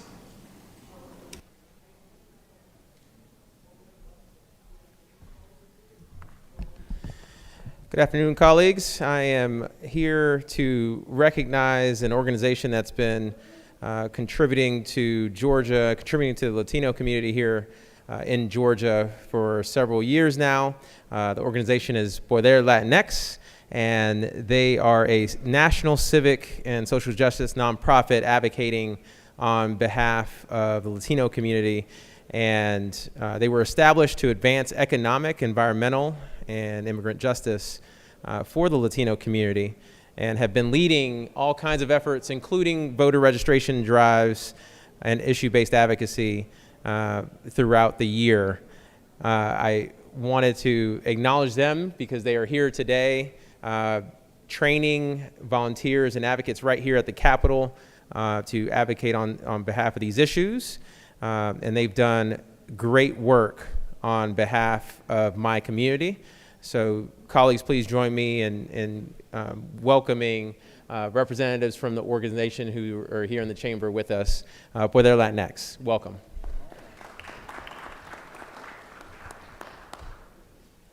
And with that, I yield the well. Thank you.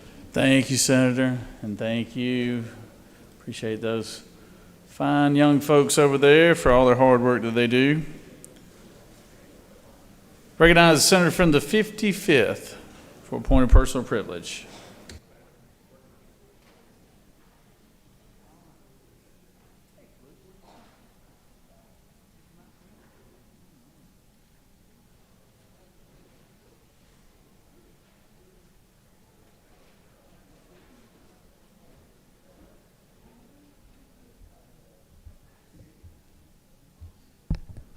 Thank you, Mr. President, members of the Senate. I rise to discuss the tragic death of Laken Riley and the appalling response to her death we've seen across the state. Laken Riley was a 22-year-old nursing student in Athens, Georgia. Last week, an undocumented immigrant allegedly killed Laken when she was out for an afternoon jog. Like we've seen so many times this session and this weekend, the majority saw her death as an opportunity to promote and defend Donald Trump. Georgia's Republicans rushed to blame President Biden for this murderous presence in Athens. Just a few weeks ago, my good friend and colleague from the 42nd District offered to amend a resolution on the important issue of border security. That amendment would have urged Congress to do their constitutional duty and pass a bill that would have made it harder for undocumented persons to enter the United States. Emergency authority for border shutdowns, tougher asylum standards, over 1,500 new Border Patrol agents, 1,200 new ICE agents, $7.6 billion in ICE funding, with $3.2 billion to expand detention capacity would have been a part of that emergency authority. That $3.2 billion would have helped detain people like Laken Riley's murderer, by the way. That's President Biden's border security record. Donald Trump demanded Republicans stop the deal so that his political fortunes wouldn't suffer. So much for America first. Our border crisis continue because Donald Trump has convinced one party that the only thing that matters is putting Donald Trump first, no matter the cost. I pray for the Riley family. I pray that God's divine grace will guide them through the awful process of grieving a lost child. I can't begin to imagine the pain. Mr. President, I yield the well.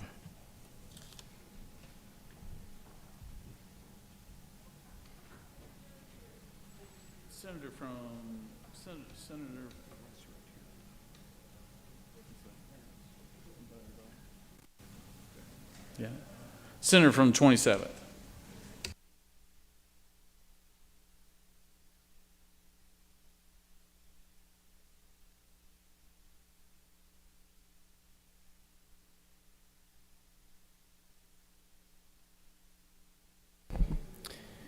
As a follow-up to the previous speaker, I guess I would just start this by saying now is the time for the rest of the story.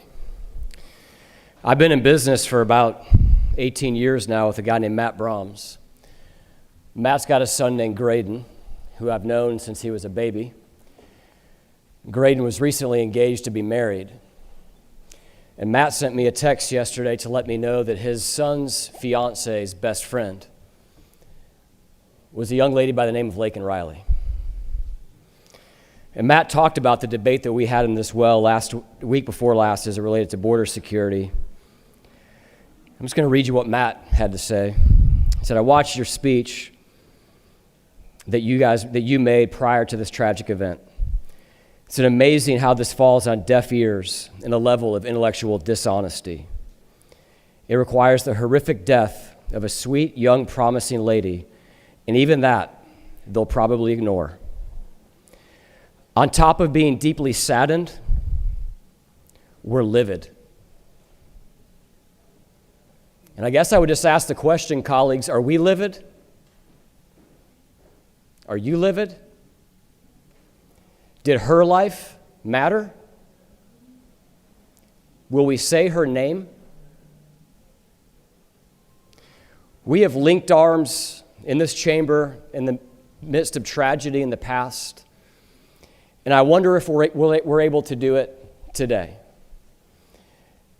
And the minority leader really just kind of talked about why we pin this at the feet of President Biden. Unless there's any question why we pin this at the feet of President Biden, it's because on day one of his administration, he relaxed the immigration laws in this country. He ended catch and release. He refunded sanctuary cities. He got rid of Title 42. He signaled to the world that America is open for the biggest abuse of the asylum laws in this country, and the likes of which we have never seen. 8 million people have crossed the border. Most of them have been let go into areas of this country we don't even know where they are. We were lectured during the debate and given the left-wing talking point that no human is illegal. Was Lakin's murderer illegal? We talk about we need more laws, we need more this, we need more that. No, we don't. We need to enforce the laws that are on the books today. Her murderer was in this country illegally. He was arrested and he was let go. So colleagues, will we link arms on this? Or will we hide under the desks in this chamber and in chambers all over this country because we're afraid what it might admit about what the Biden administration has done to the immigration laws in this country? Thank you, Mr. President. I yield the well. Thanks, Senator. Does any other senator wish to rise on a point of personal privilege?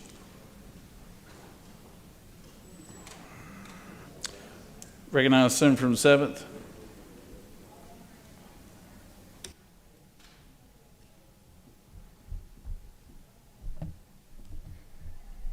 Thank you, Mr. President. The death of Laken Riley is a tragedy.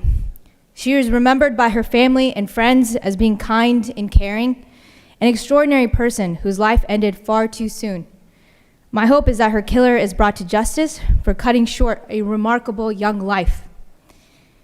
In moments like these, when horrible injustices are committed, we rush to demonize the people we believe are responsible. In this instance, immigrants have been characterized as criminals and thugs. And as a proud child of immigrants and the product of immigrant communities, I reject that kind of xenophobia with every fiber of my being. 1 in 10 Georgians was born outside the United States, and immigrants are not members of a violent invading horde. They are friends, neighbors, and colleagues. Immigrants commit far fewer crimes than American-born citizens. They are as invaluable to the future and prosperity of Georgia as everyone in this room. As Georgia mourns the loss of Laken Riley, we must not succumb to tribalism and bigotry. I've heard many colleagues say that Georgia has sanctuary cities. However, Republicans outlawed them in 2009. And in fact, Georgia has the 3rd largest detained immigrant population in the entire country. The Georgia Assembly has passed numerous anti-immigrant laws. We must focus on solutions, and this starts with fixing our broken immigration system. Years of inaction in Washington have created conditions that have overwhelmed our immigration resources while failing to respond to the needs of our country. A bipartisan group of U.S. senators has crafted a plan to address many of these challenges. The plan is far from perfect. I believe it needs more work to ensure we protect the human dignity of every person reaching our shores. But it is a starting point. And we need to have these tough conversations if we want to address the problems in the system. That said, the Republicans on Capitol Hill are refusing to even have a vote on this bill, a bill they demanded be negotiated for months. And because Donald Trump said acting on immigration would hurt his chances of being elected. Now is not the time for politics. It is a time to get things done. And I ask my Republican colleagues to press their representatives in Congress to act on immigration with the same zeal and determination we're seeing here today. Thank you, Mr. President. I yield.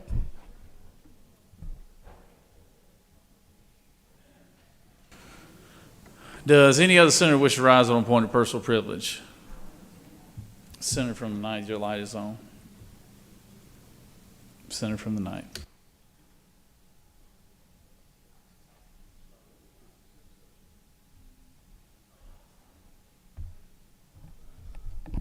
Thank you, Mr. President.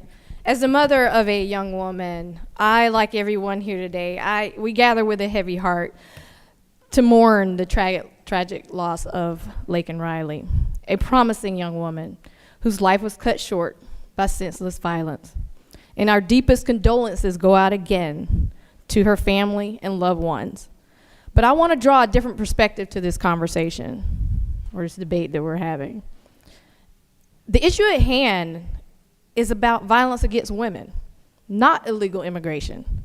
Statistics show that the majority of violent crimes against women are committed by U.S. citizens, not undocumented immigrants. In fact, Latin-born immigrants are 45% less likely to commit a violent crime than a white American-born citizen. This is about basic human decency, not legal status. To apply our very justified fear and hatred of one who unjustly took the life of one among us to everyone who came over here from the same places would just be wrong. It only divides us further and perpetuates a fear and hatred. We must address the underlying issue of morality and respect for life. Why have we not evolved as a society to value life above all else? As a community, we must find non-incendiary solutions to keep each other and our daughters safe. This means investing in resources towards public safety. These investments are essential for creating a safer environment for us all. In the memory of Laken Riley and all women who lost their lives to violence, let's commit to creating a world where every woman can live free from fear. And together, we must do better. Thank you, Mr. President. I yield the well.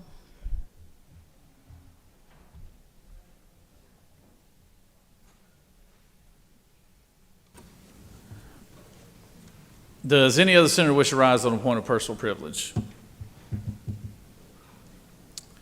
You have before you a consent calendar of privilege resolutions. Does any senator wish to remove a resolution from the consent calendar? Is there objection to the adoption of a resolution on the consent calendar? Chair hears none. The resolution on the consent calendar are adopted. Are there any motions to withdraw, recommit?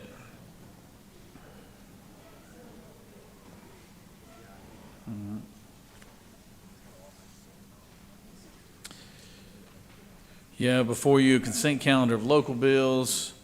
Mr. Secretary, have any objections been filed for any of the bills on the local consent calendar? Mr. President, no objections have been filed. Is there objection to agreeing to the Board of Committee on State and Local Government Operations, which is favorable to the passage of the bills on the local consent calendar? Chair hears none. The report of the committee is agreed to. The question is on the passage of the bills on the local consent calendar. All those in favor vote yea, opposed nay. Secretary allot machines.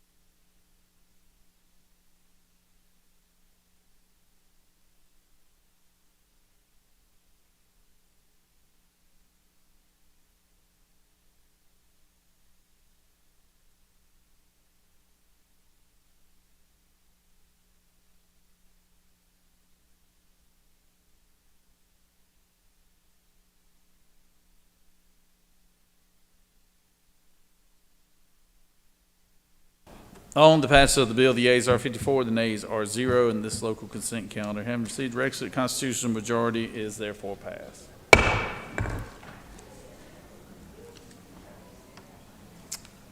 I recognize the majority leader for a motion. Good morning. I move that Senate Bill 368 be engrossed at this time. Majority leader moves that SB 368 be engrossed. Secretary, read the caption. Senate Bill 368 by Senators Williams of the 25th and others, a bill to be entitled an act to amend Chapter 5 of Title 21 of the OCGA relating to government transparency and campaign finance so as to prohibit foreign nationals from contributing to candidates or campaign committees, to prohibit candidates and campaign committees from accepting contributions from foreign nationals, and for other purposes. That completes the order, Mr. President. Senator, you wish to speak on the motion? Is there objection to the senator's motion? There is objection from the senator from the 22nd. All those in favor of the majority leader's motion will vote yea. All opposed, nay. Secretary, unlock the machine.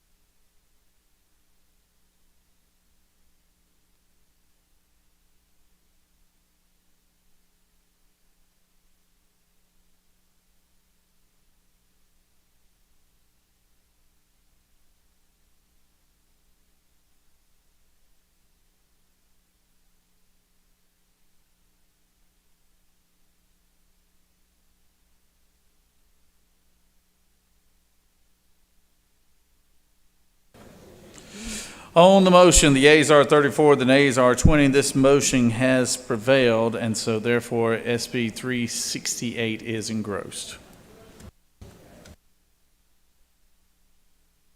All right, we're going to start on the rules calendar now. It is right now almost 1 o'clock. We're going to try to knock out a handful of these bills, probably the first 4 or 5, and then we will break for lunch. And I think there is lunch downstairs. You'll have to ask your respected leaders where that lunch is. I'm not sure. Senator from the 26th, for what purpose do you rise? Mr. President, I'd like to make a motion that Senate Bill 235 be laid on the table.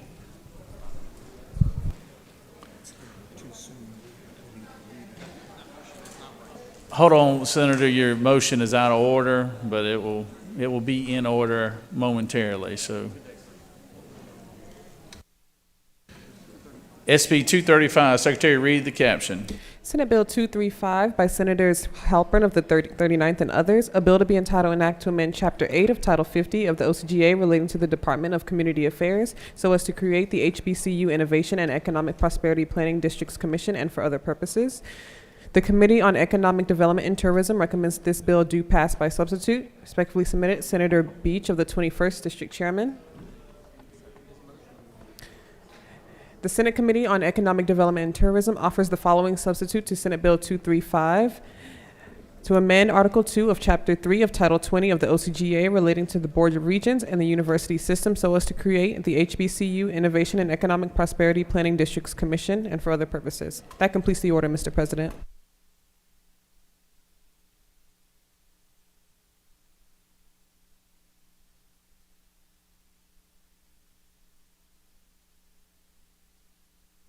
Senator from 26, your previous request is now, the timing for it is right. Mr. President, I ask that Senate Bill 235 be laid on the table. We have a motion, we have an objection. Senator from the 39th, would you like to speak on behalf of the bill? Take that back. We have a motion, we have an objection, and it is not debatable. So those in favor of the motion from the Senator 26 will vote yay. Those opposed, will vote yay. Those opposed, nay. Secretary, unlock the machine.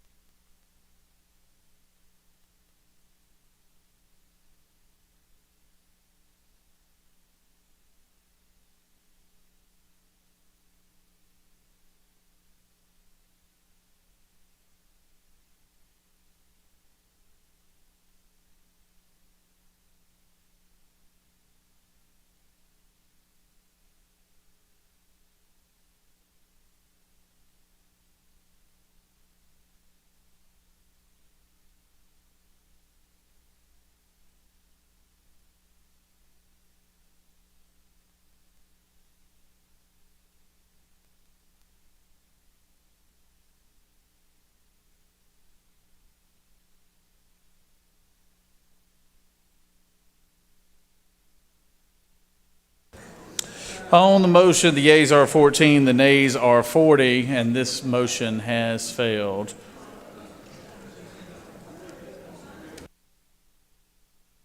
I now recognize the Senator from the 39th to speak to the bill.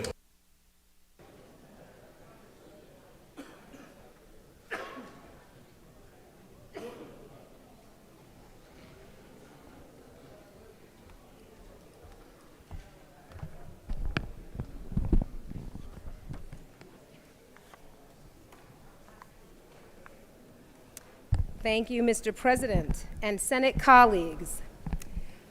I am thrilled to bring to the floor Senate Bill 235, the HBCU Innovation and Economic Prosperity Planning Districts Act, legislation that was a recommendation from the bipartisan 2022 Excellence, Innovation, and Technology at Georgia's Historically Black Colleges and Universities Study Committee. After months of hearings with business, nonprofit, education, economic development, public policy leaders, and of course, Georgia's own HBCU university presidents, the idea for this piece of legislation was sparked. More on that in just a moment. But first, let me take a step back and not assume that all of you know about these institutions of higher education. Georgia is home to 10 historically black colleges and universities, making us the #2 state in the nation, tied with North Carolina, for having the most HBCUs. 3 are public institutions: Savannah State University, Albany State University, and Fort Valley State University. 7 are private: Payne College in Augusta, and the remaining 6, including Spelman College, Clark Atlanta University, Morehouse College, Morehouse School of Medicine, Morris Brown, and the Interdenominational Theological Center, are just miles down the street from this capital in what is affectionately known as the Atlanta University Center, which is the oldest and largest consortium of African American higher education institutions in the country. All 10 of these schools have positively impacted the lives of thousands upon thousands, nearly 20,000 students altogether each year, generation after generation, playing a vital role in elevating their socioeconomic status and helping to develop future business, civic, community, and faith leaders. So whether it's the first-generation college student like both of my parents were when they left Mississippi farm life for a world of new opportunities, or one of the 76% of HBCU students who are Pell Grant recipients, or those second or third generation students who are carrying the weight of family expectations, HBCUs are proven pathways to the middle class or more. 70% of all black doctors and dentists, 40% of all black engineers, 80% of all black judges, 50% of all black teachers in this country attended an HBCU. Here in Georgia, they award 23% of all bachelor degrees earned by black students and educate 18% of all black undergraduates each year at 4-year institutions. Each graduating class together represents $9 billion in lifetime earnings. And these institutions are an enormous asset to our state, boasting a $1.3 billion economic impact to our state each year. Did you know that the #1 university in Georgia for social mobility also happens to be the #1 ranked public HBCU in the state, boasting one of the largest solar farms on a higher education campus in the entire nation? It's our other land-grant institution, Fort Valley State University. The #1 producer of African-American marine science graduates in the country, and the oldest public HBCU in our state at 134 years old, that's Savannah State University.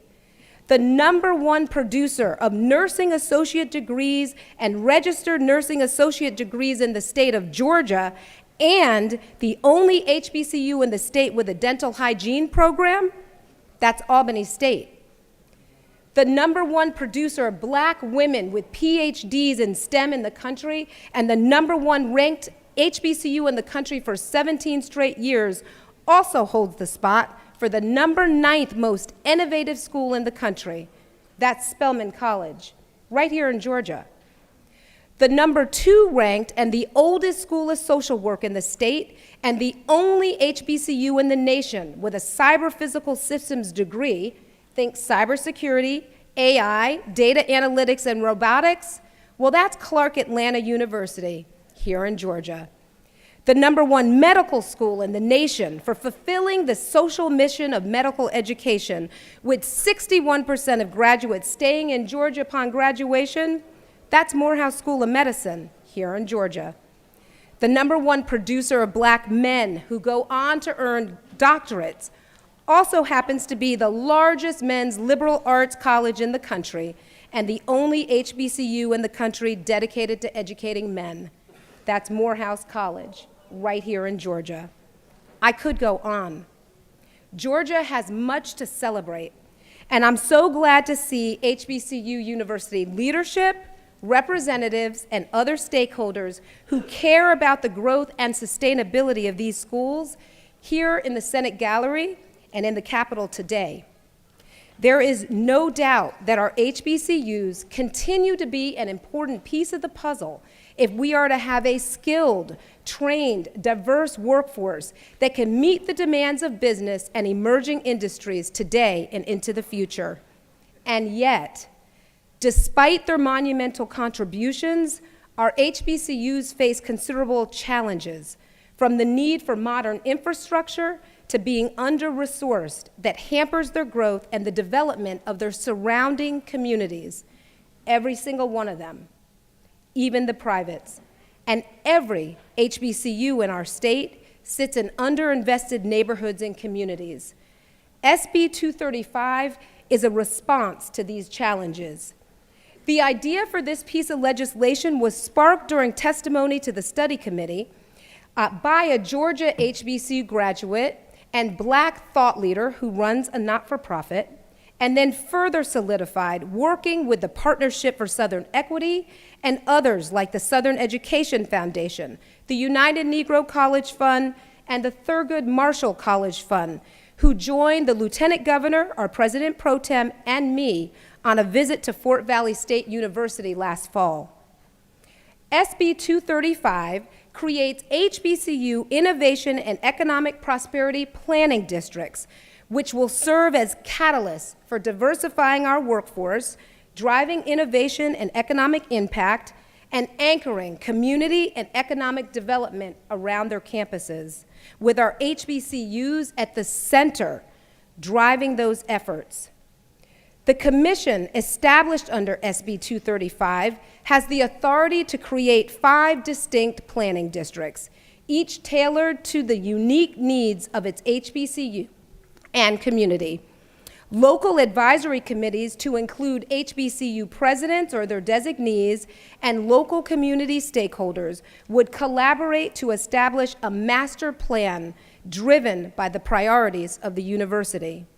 This structure is intentionally high level and deliberatively inclusive, leveraging the best and the brightest of our state to come together on the Planning Commission and the local advisory committees to spark a change that delivers for business, community, students, and the school. Federal, state, county, city, corporate or philanthropic funding can then be leveraged to support innovation, technology, and entrepreneurship at HBCUs on and off the campus.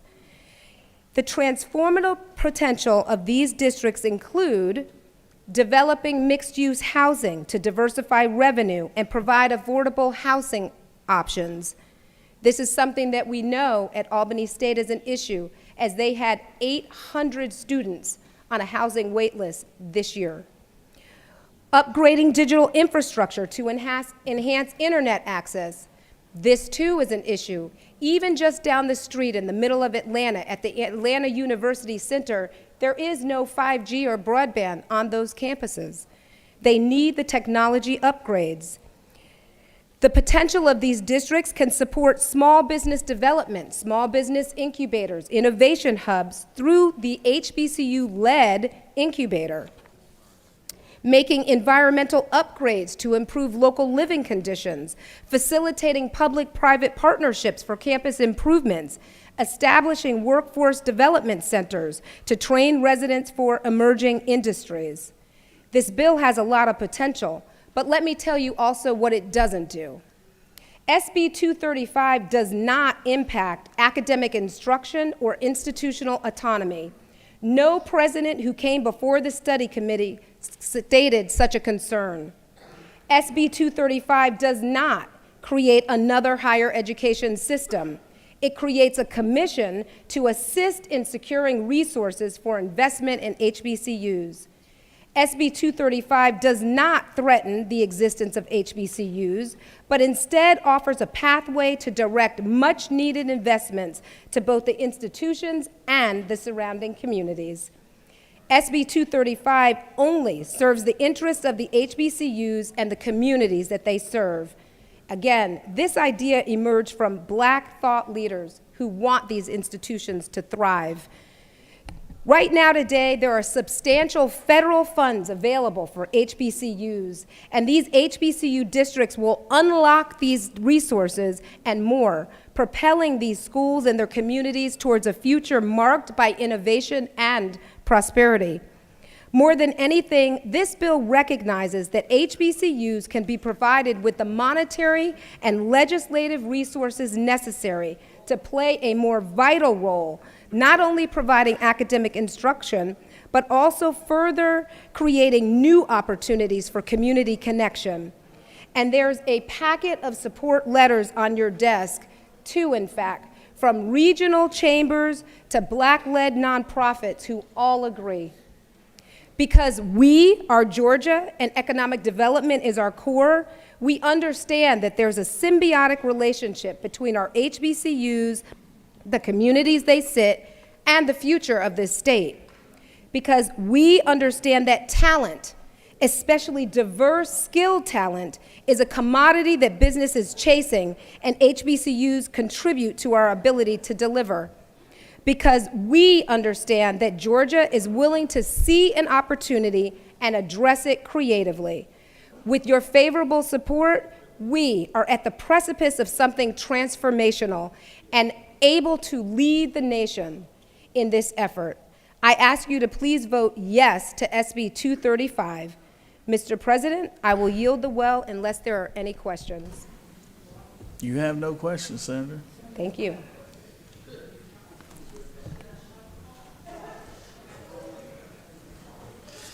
That vote's going to go a lot like that motion vote did, too, Senator. Good job, good job. I recognize the senator from the 31st.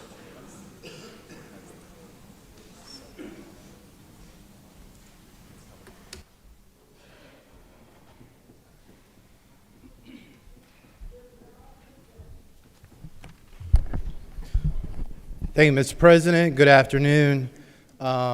Just want to speak on behalf of the Senate bill authored by the senator from the 39th and just say it's a pleasure to stand before you today to discuss this pivotal piece of legislation that holds tremendous promise for our state.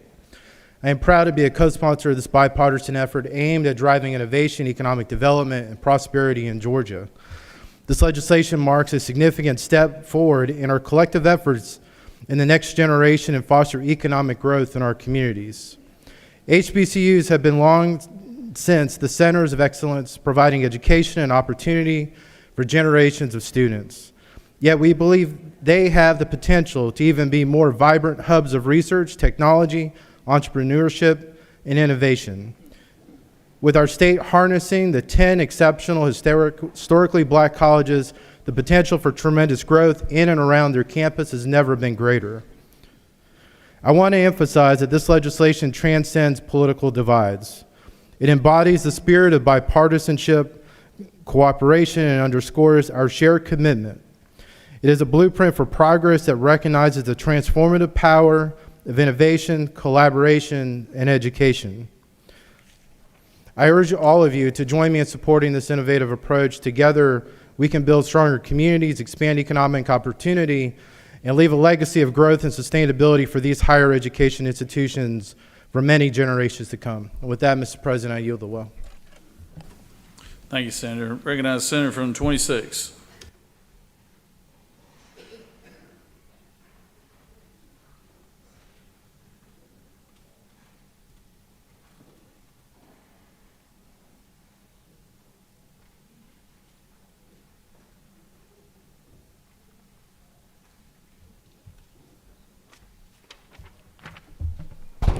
Thank you, Mr. President. Ladies and gentlemen of the Senate, I disagree with my colleague. Everything she said about HBCUs are true.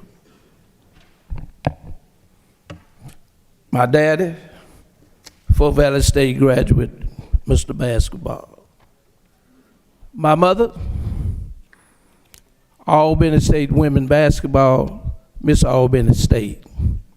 My wife, cum laude, Savannah State. Me, Tuskegee Institute, now University. Oh, Lordy.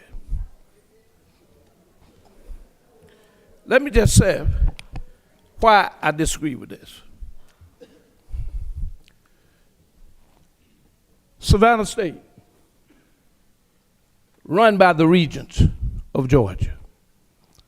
The president is chosen by the regents of Georgia. They used to have what they call advisory committees that made up a group of folks who determined who the president would be at the black institutions. That is no longer happening. They are chosen by the regents themselves. If you want to improve state HBCUs, why not put a school, a marine biology at Savannah State that sits on the ocean? If you want to improve HBCU, why not put a school of veterinary medicine at Fort Valley State for large animals?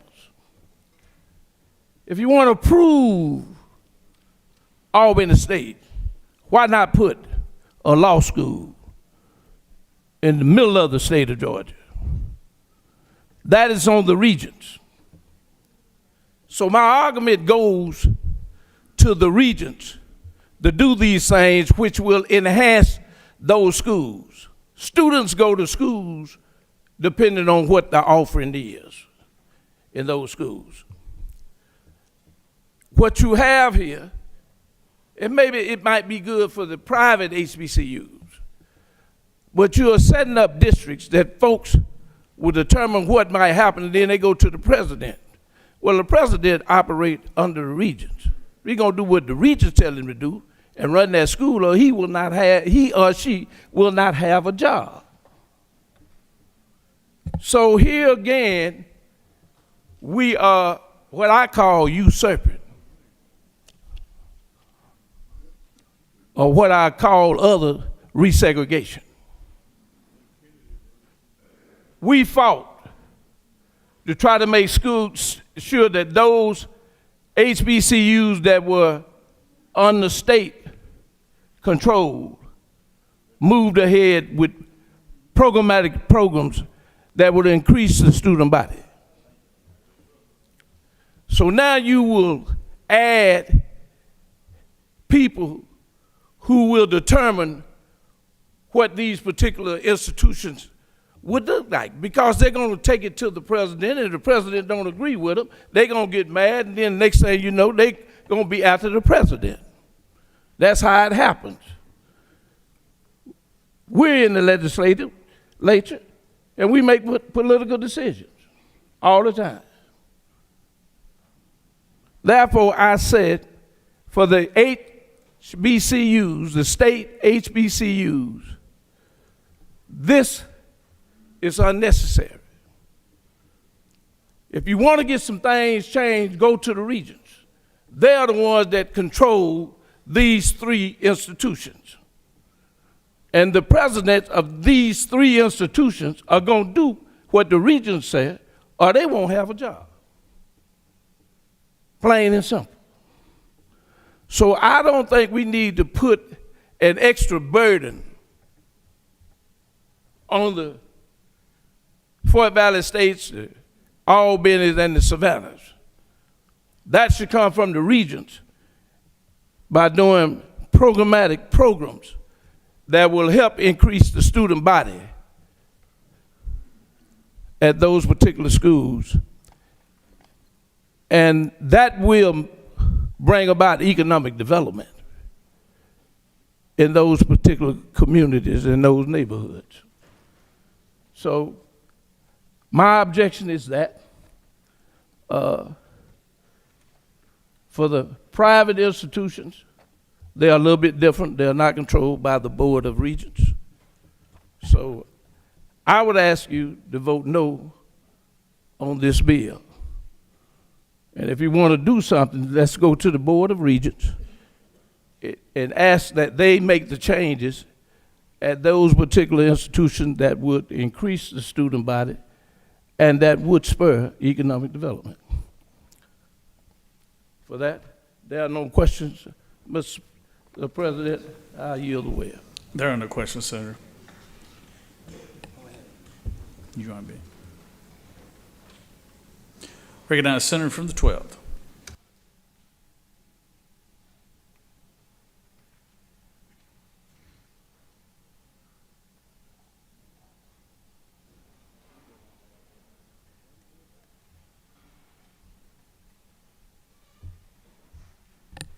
Thank you, Mr. President. You know, there are days when you feel a little bit like David and Goliath, you know, and me being David today, I still need to say some things about this bill.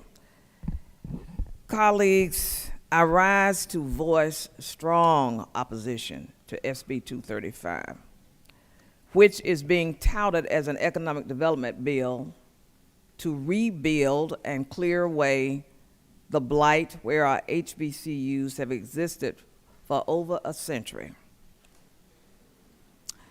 And for that economic focus, as alumni, we are extremely grateful. We're grateful that you're thinking about us.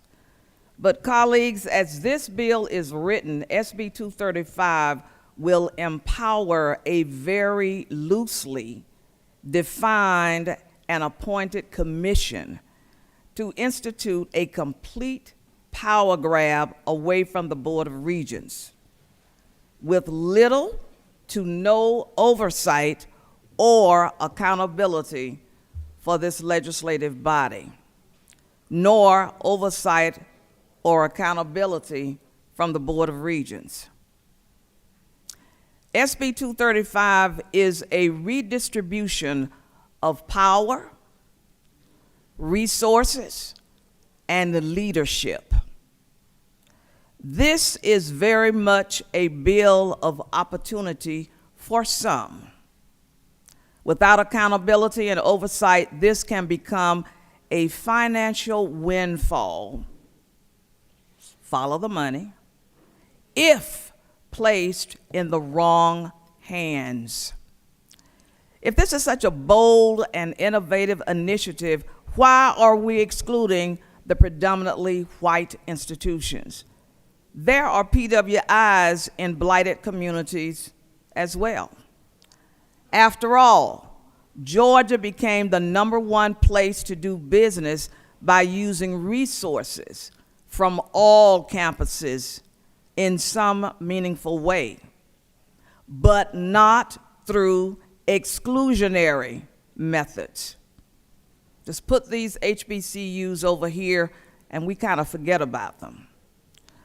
The creation of this commission in itself will be very subjective and create several new layers of even more bureaucracy for HBCUs to navigate. Line 71 through 72 states that the commission shall employ an executive director who shall manage the work and accounts of the commission. This directly competes and conflicts with the fiduciary responsibilities of the state's chancellor and board of regents. All of these operations can take place through regents right now. Why are we separating our HBCU institutions? Are we easy pickings for those with very little interest or support for these schools? HB 235s will disenfranchise and usurp local government authorities, create a separate and independent group that shall raise money with very little oversight and they shall freely distribute these funds, again, without any accountability or oversight. Lines 140 through 146 states that in carrying out the purposes of this article, the commission shall be authorized to contract with, apply for, and accept gifts, loans, grants, federal, state, or local governments, public agencies, semi-public agencies, or private organizations, and shall be able to expend or use such funds for the benefit of each planning district according to its identified priorities. Who will determine when, where, and how monies will or shall be distributed? Are we creating an atmosphere of winners and losers with such a commission coming out of the Wild Wild West? Public HBCU presidents are attached to and report to the Chancellor and Board of Regents. Are HBCU presidents no longer expected to report to these entities? Again, as this bill is written, it separates HBCU schools from the security, dignity, and control of our state, and it places public HBCUs in the hands of God knows who. SB 235, line 131, states that the proposed commission shall be authorized to enter into all contracts or agreements necessary or incidental to the performance of its duties. Again, where are the checks and balances? This redistribution of power is also in direct opposition to the intent of Brown versus the Board of Education. 70 years ago, this ruling declared that racial segregation in public schools was unconstitutional. The decision overturned the previous doctrine of separate but equal, which allowed for racially segregated facilities as long as they were deemed equal by somebody's standards. Brown versus the Board of Education was dismantled. This legal framework and no longer exists because it was known to be inherently unequal. In this state that is touted as the best place to do business, why are we separating our colleges and universities, their resources? Will HBCUs no longer receive the same resources from regents? Are we sending the wrong message to our business communities? Are we placing our schools and communities in peril with new layers of bureaucracy? Does this separate and remove us from regents and send our institutions to a very loosely formed commission whose power appears to even surpass that of regents? How will this bill protect our institutions from bad actors who see this as an opportunity to make money? Is the intent of this bill to take HBCUs back to a very dark and uncertain time in history when we were separate and unequal? Will HBCUs continue to lose more than what they presently receive from regents or from the state? And colleagues, before I close, let me remind you all that we have been down this road at least 3 different sessions.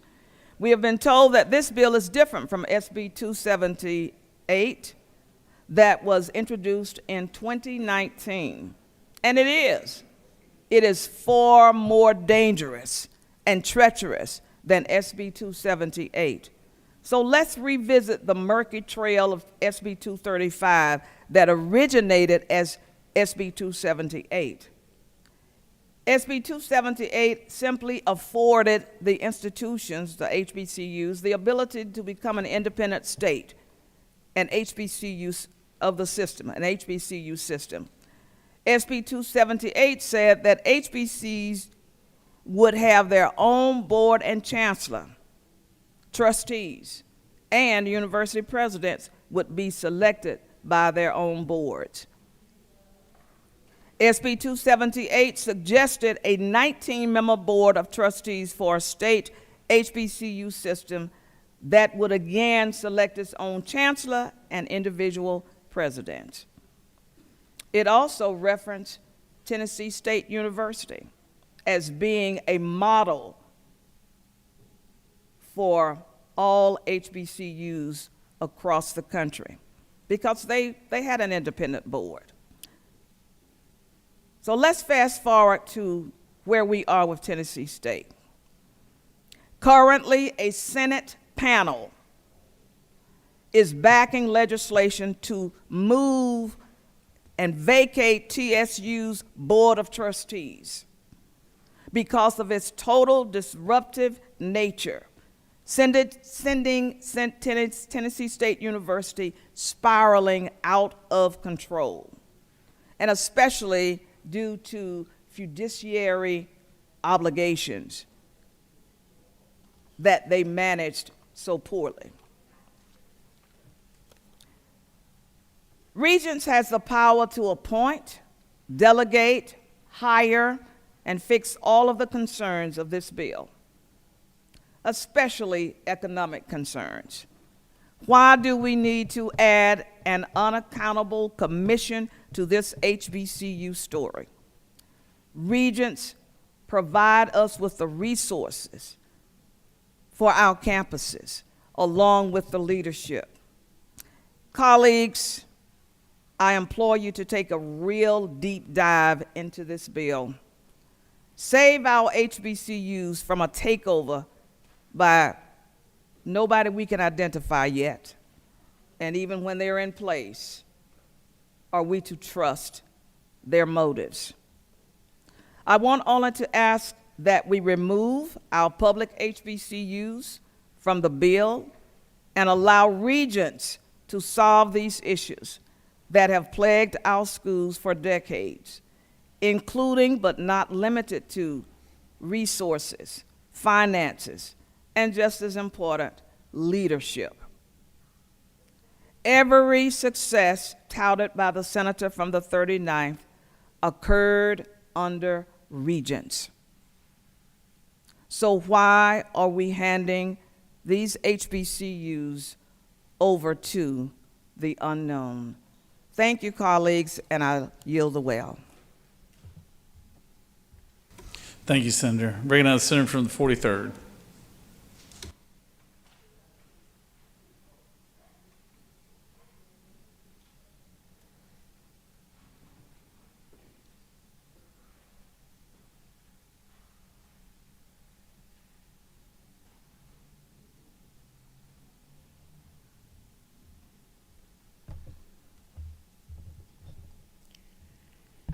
Thank you, Mr. President. Colleagues, I rise as a proud HBCU grad, and only two senators before me are that have spoken before me are HBCU grads. And yes, we are black, beautiful, bold, and brilliant. Yes, we produce entrepreneurs, doctors, lawyers, and veterinarians. This bill I rise in opposition to. This is the third attempt on an assault to Georgia's HBCUs. It's the same bill, different presenter. Same hidden agenda and messages behind the scenes. This bill weakens the strength of HBCUs. It remains to be seen the who, what, when, where, and the whys. Why do you keep reaching and grabbing for control of our HBCUs? And folks who aren't graduates, as you could see on the board earlier, were all about supporting it.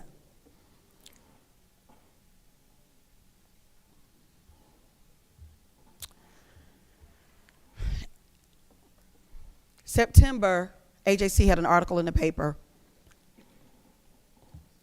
about Georgia's HBCUs. And the author wrote, while most of the HBCUs are private, 3 of those schools are public and part of the university system of Georgia, which receives state funding to operate. The heads of 2 federal departments wrote a letter, this was back in September, on Monday, to the governor of several states, including Georgia's Governor Kemp, raising concerns that the land-grant HBCUs have been underfunded by their states. Further,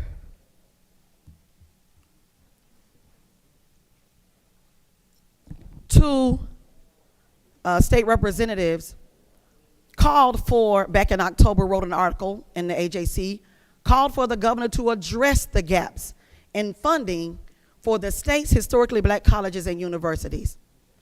Colleges in the Atlanta University Center are private, therefore they don't receive funding. But the HBCUs that receive funding from the state are Albany State, Fort Valley State, and Savannah State. In the U.S. Secretary Miguel Cardano's letter, he said Fort Valley State, a land-grant HBCU, has been underfunded for years. He cites the state's gap in funding is more than $600 million. These funds could have supported infrastructure and student services and would have better positioned the universities to have research grants. The letter from the Biden administration called on a dozen state governors to address the funding disparity for land-grant HBCUs, and including the state of Georgia. If we extend our energy to calling on the leadership of this state to receive the federal funding that it so richly deserves, that our HBCUs will be in a better place. If we would expend our energy instead of trying to figure a way around and instead of a way through to receive the federal funding, this bill wouldn't be necessary. Generations will fall behind further and be further disenfranchised if this bill passes. Thank you, Mr. President. And if I don't have any questions, I will yield the well. I have one question. Thank you. You do have a question, Senator. Senator from the 44th. Thank you very much, Mr. President. Does the senator yield? I do. I'm real concerned about this. As a HBCU grad, I'm trying to see, and you might can shed a little light on this. I don't want us to, the private institutions that we have, especially the Atlanta University Center Complex and Payne College, those schools have been raising money for years. The alumni from all these schools, other entities have been doing all they can to make ends meet and to raise funds for these schools. So they're in pretty good shape for this. But the three institutions of Georgia, Savannah State, Fort Valley State, and Albany State, will not be treated fairly. It's what I think. And I wanted you to shed a little light on that. If these other private institutions will do great things under this bill, but then the three institutions that are public, that are run by the Board of Regents, who are supposed to give them money fairly, will not be treated fairly. I'm just trying to see how this will help those institutions. I was disturbed when I saw the report that Fort Valley State, the land-grant institution, Fort Valley State, should have been given $600 million more all these years, and they haven't done anything. And then they was called on for the state of Georgia to do right about those schools, and do right about those schools, and do right about giving Fort Valley their money. And to this date, that has not been done. So it seems as if what we're trying to do is to go ahead and discard that and make some other rule for the regions. If the regions would do what they're supposed to do and make it available. Senator, if you have a question, you're free to ask it, but if you want to talk, then ask it to come up front and talk. That was my question. Would you please elaborate on that? the gentlewoman knows of what she speaks. Not just Georgia HBCUs, but HBCUs nationally have been underfunded. But this particular bill should not move any schools from under the university systems of Georgia. It really is not a good move, and it is not a good thing. So I am in opposition of this bill, and I ask that you would consider and do the same. Thank you, Mr. President. I yield the will. Thank you, Senator. Recognize Senator from the second.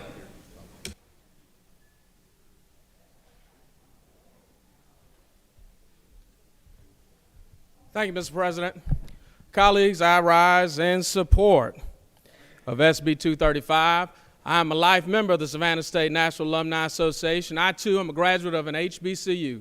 And in fact, when I first attended the HBCU, Savannah State University, in 2007, I flunked out. Partied a little too hard. But I want to clarify a couple things about this bill that it doesn't do. We talk about the Board of Regents and the appointments to the Board of Regents, which are confirmed by this body. We've confirmed regents while I've been in this biennium, and I've heard no objection. Let's talk about how money is appropriated to the university system of Georgia. The state constitution, page 65, paragraph 1 says, "There shall be a board of regents of the university system of Georgia, which shall consist of 1 member of each congressional district in the state and 5 additional members from the state at large, appointed by the governor and confirmed by the Senate." All folks on the Board of Regents are nominated by the governor and confirmed by this body. Line B, the Board of Regents shall have exclusive authority.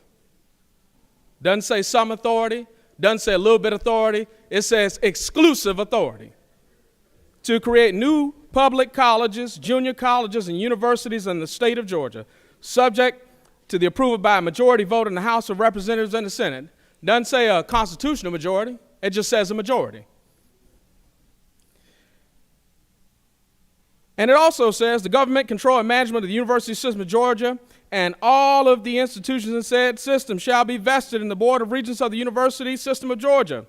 We talk about appropriations. The state constitution says that all appropriations made for the use of any or all institutions in the university system shall be paid to the Board of Regents in a lump sum, meaning colleagues, you and I in the General Assembly cannot direct funding to any college in the university system of Georgia.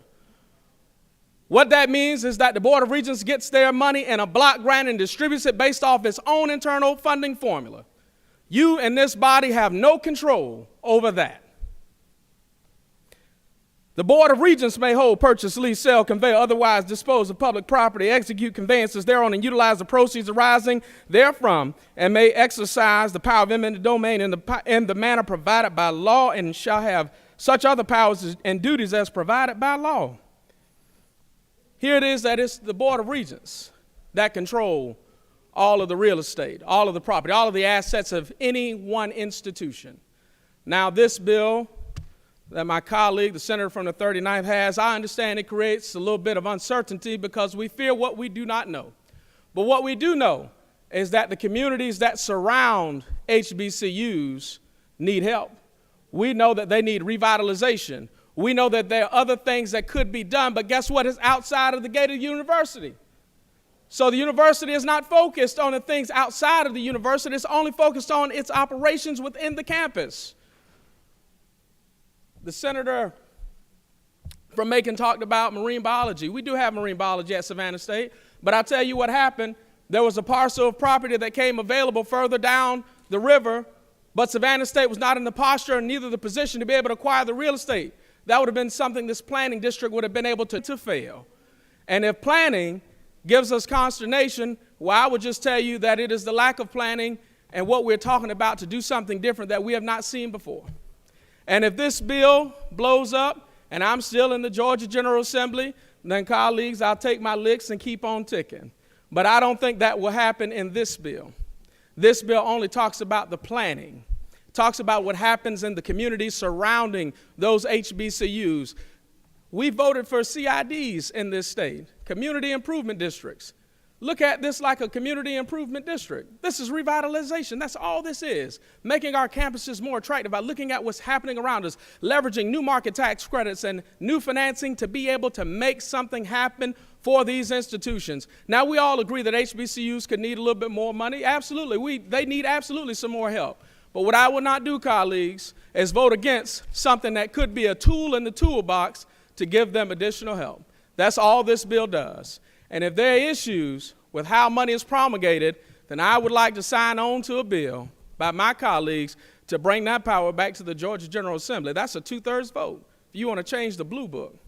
So I welcome the opportunity to change how we appropriate money in this state, because I think that you're here and I'm here to be a legislator, but as the senator from the 27th knows, we got a lot of big government and they have the ability to set and promulgate their own rules. They got a lot of stuff that's constitutionally right here. That's what they got in this Blue Book. Senator from the 19th can't direct any funding, tell them where to put money, send money to what schools. We don't have the power to do that. It goes to the university system in a block grant. They distribute it how they see fit. So it's up to the university system, the Board of Regents, to distribute the funds as they see fit. And as I close, Mr. President, I'm reminding this body again, when we appointed regents, I heard no objection to any of the regents appointed. I heard no objection for the appointments to the Board of Regents, the University System of Georgia. I heard no objections. And this bill grants House, Senate, Governor's Office the opportunity to place people in those communities. As an HBCU alumni, I am sure there are other alumni from my institution that disagree with me on this, and that's all right. We agree to disagree, but I pray that we're not disagreeable. I ask my colleagues for their favorable consideration and vote yes, because this is a tool in the toolbox. If not, we'll just keep holding court talking about what it could be.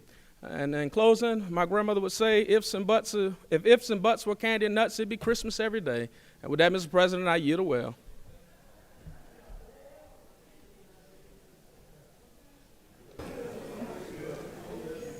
Senator from the 55th.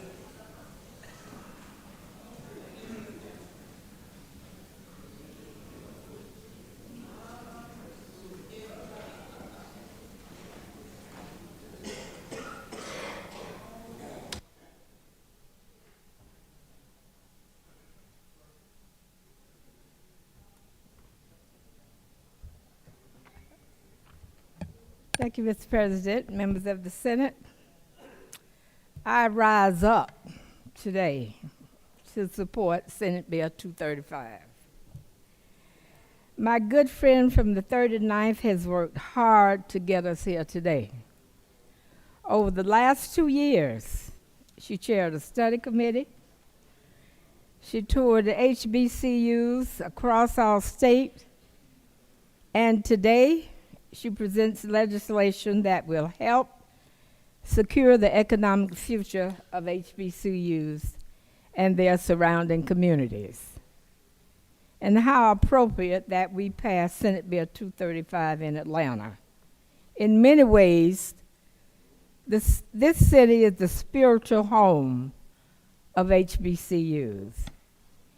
In 1865, Atlanta University became the first Southern school to award black students with bachelor's degrees and the first in our country to award graduate degrees to black students. Standing in the heart of the old Confederacy, Atlanta University stood as Atlanta's monument to black hope and excellence, and quickly became the center of American black intellectual life. Today, the Atlanta University Center is still a monument to black hope and excellence.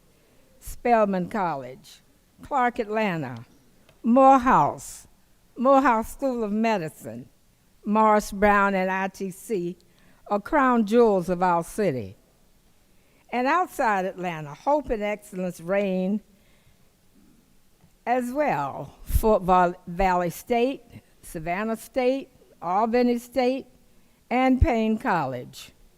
Georgia is blessed with HBCU riches. Unfortunately, disinvestment and underinvestment have affected both our HBCUs and their surrounding communities. While lawsuits alleging underfunding are sprouting up in states, including ours, this legislation is an opportunity to access resources beyond the state.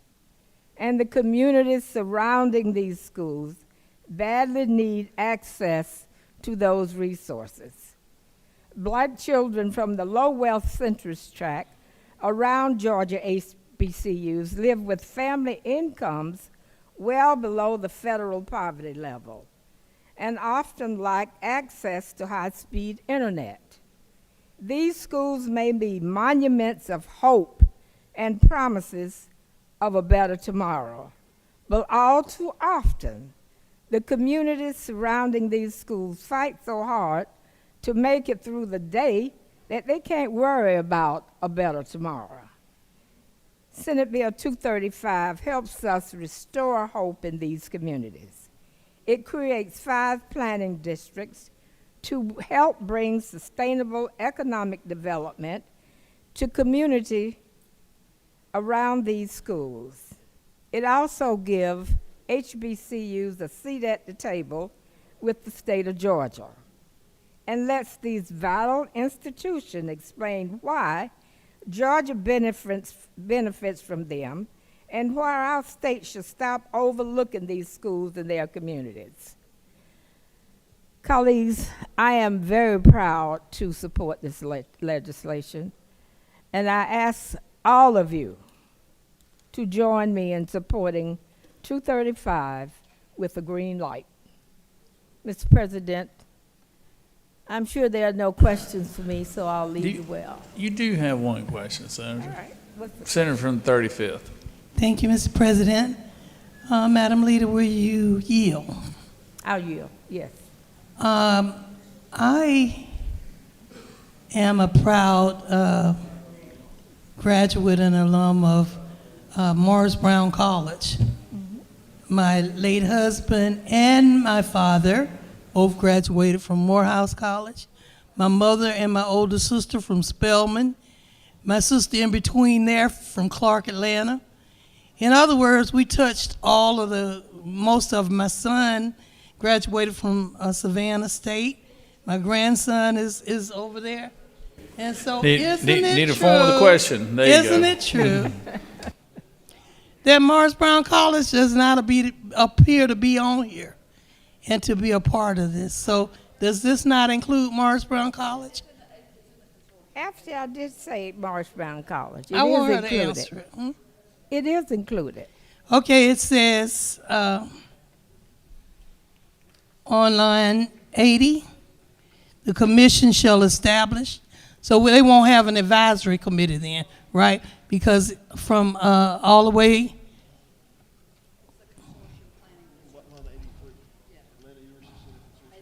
So it's going to be included in the Atlanta University? It's my understanding, Senator, that Morris Brown College is included. If not, the senator from the 39th would have to welcome.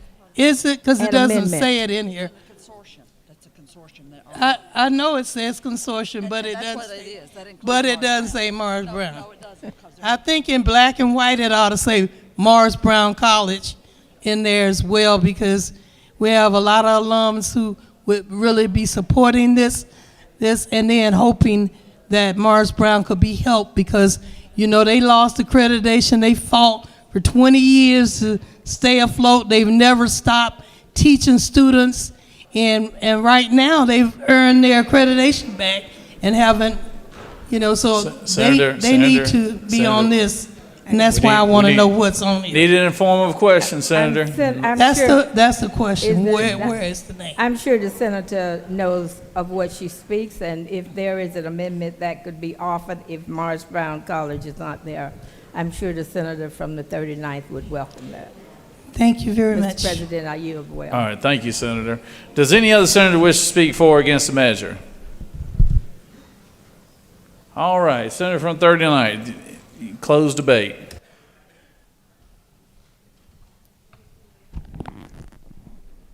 Well, we have heard a lot of hyperbole, between SB 278, we heard about the Brown versus the Board of Education, we heard about people are HBCU graduates or not. The reality is every single one of us in this room have a responsibility to make sure that those schools have resources and that those communities have investment. So the idea that this bill is unnecessary is clearly untrue. All you have to do is look around and step foot on any of these campuses. The senator from the, I can't read, but Macon talked about 26, said, if you want to improve our state's HBCUs, put a Marine school in, put a vet school in. We need the money from the regents. I don't disagree, but that is not happening. So this bill right here is an approach and a way to have an all of the above strategy. The senator from the 44th asked the question about the letter from the U.S. Department of Education that said to our state and said to our regents that Fort Valley State University in just a 30-year period was underfunded by $603 million. Is that money coming? Shall we just wait? Or shall we say there is an opportunity to create something that can allow us to have the resources that the schools need? They need to modernize their campuses. They have to improve infrastructure. They need institutional capacity. The Regents has all of the ability to do these things, and they may. But in the meantime, that doesn't mean that you cannot have a multi-pronged strategy. This bill offers that strategy. I wasn't here for SB 278. That predates me. I don't know the first thing about that bill, but what I do know is that we have created military job tax credit zones. And guess what? Our bases don't change their reporting structure just because there's a military zone. In New Orleans, in 2005, and let me just say, this is just a new twist on a very old idea. The only twist is that it's for our HBCUs, but innovation and prosperity zones and opportunity zones and CIDs have existed forever. And they've emerged as a policy tool to promote workforce development, economic development, in economically disadvantaged communities across our state and our country. This is no different than that. We can imagine all we want to, but at the end of the day, nothing that you heard from the people who spoke out against this bill offers a solution. This is a solution. And I would like to add that this 24-page report that came out of the recommendation of the study committee, 2 of the people who spoke against the bill were on the committee. Everybody had a year to talk about their problems with the bill. A year that this bill was dropped. A year, nobody said a word. Nobody came up and said, here's how we can ameliorate this bill in a year's time. Nobody said, I have a different solution. Get with me. Maybe we can do something different for our HBCUs. Not a peep. So today, I urge you to vote yes. Vote yes for a vision that helps secure the resources that these schools and these communities need. Vote yes for our HBCUs. Vote yes for investment that will allow them to modernize their campuses, increase their institutional capacity, improve the infrastructure. Vote yes on Georgia leading. Vote yes on our HBCUs starting to have some of the things that they need to do the things that we all know that they can do. They have been punching well above their weight from the inception. Well above their weight from the inception. All around us, states are being sued because their regions or the state have not invested in HBCUs. So far, there has been word, of course, an announcement that Georgia's going to be sued. But I don't know that that's been brought forward. So this bill allows us to begin to see a pathway for the schools. There is a reason why you have so many support letters on that desk. So I urge you to vote yes. I urge you to understand that this does not separate the schools from the regents, who still has control over the schools and can work, frankly, hand in hand, and should, is encouraged to, with the schools so that they can have what they need to build the students that they help and the workforce that our state needs. This is a workforce development conversation. Our students are that pipeline to a talented, diverse, skilled workforce in the state. They need more. Vote yes for the kids who every single day choose to stay in Georgia and go to these 10 schools. Thank you very much. I yield the well. Senator's yielded, Senator.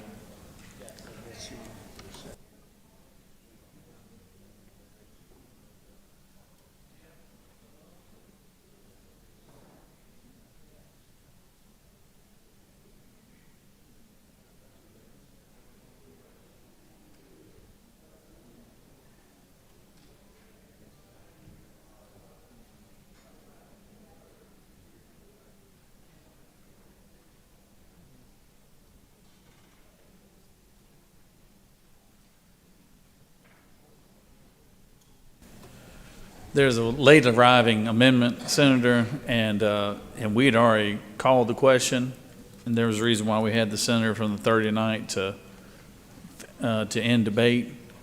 So the amendment's going to be out of order right now because it was too late arriving. So, all right, the previous question has been ordered. Questions on the adoption of the committee substitute. Is there objections to the adoption of the committee substitute? Hearing none, the committee substitute is adopted. Is there objection to agreeing to the report of the committee which is favorable to the passage of the bill? Chair hears none. The report of the committee is agreed to. Is there objection to the main question being ordered? Chair hears none. The main question is ordered. Questions on the passage of the bill by substitute. All those in favor of the bill vote yea. Opposed, nay. Secretary, unlock the machine.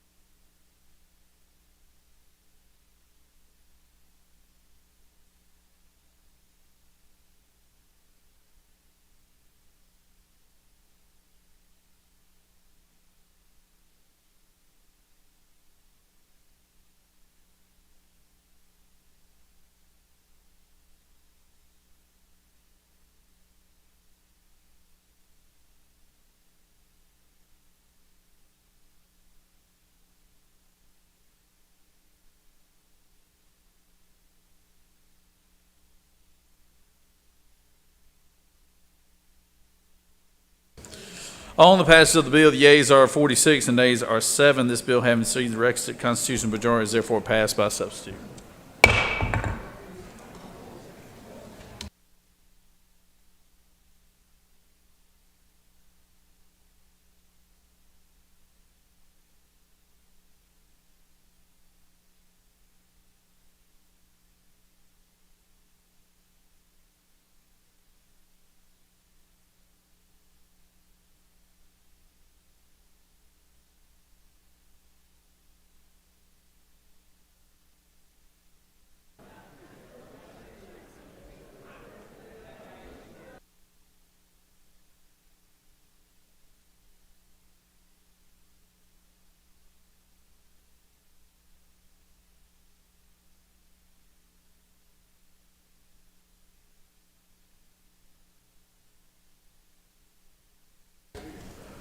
All right, so we're going to take a little bit of a break. I thought we'd get finished with 5 bills before 1:30, but apparently y'all had something else on your mind. So, but we're going to take a little break, and let's get back here. We'll get back here right at 3 o'clock. So it's almost 2:10 right now. So right at 3 o'clock. Senator from the first. For what purpose do you rise? Mr. President, I just parliamentary inquiry. Is it not true that HHS is going to be meeting for a few minutes upon our break. The senator from the first chairs HHS says they're going to be meeting for a little bit. His committee is going to be meeting at 2 o'clock. All right, so y'all will meet right now. So, and I'm sure at the usual place. All right, we're going to stand in recess for till 3 o'clock. Thank you.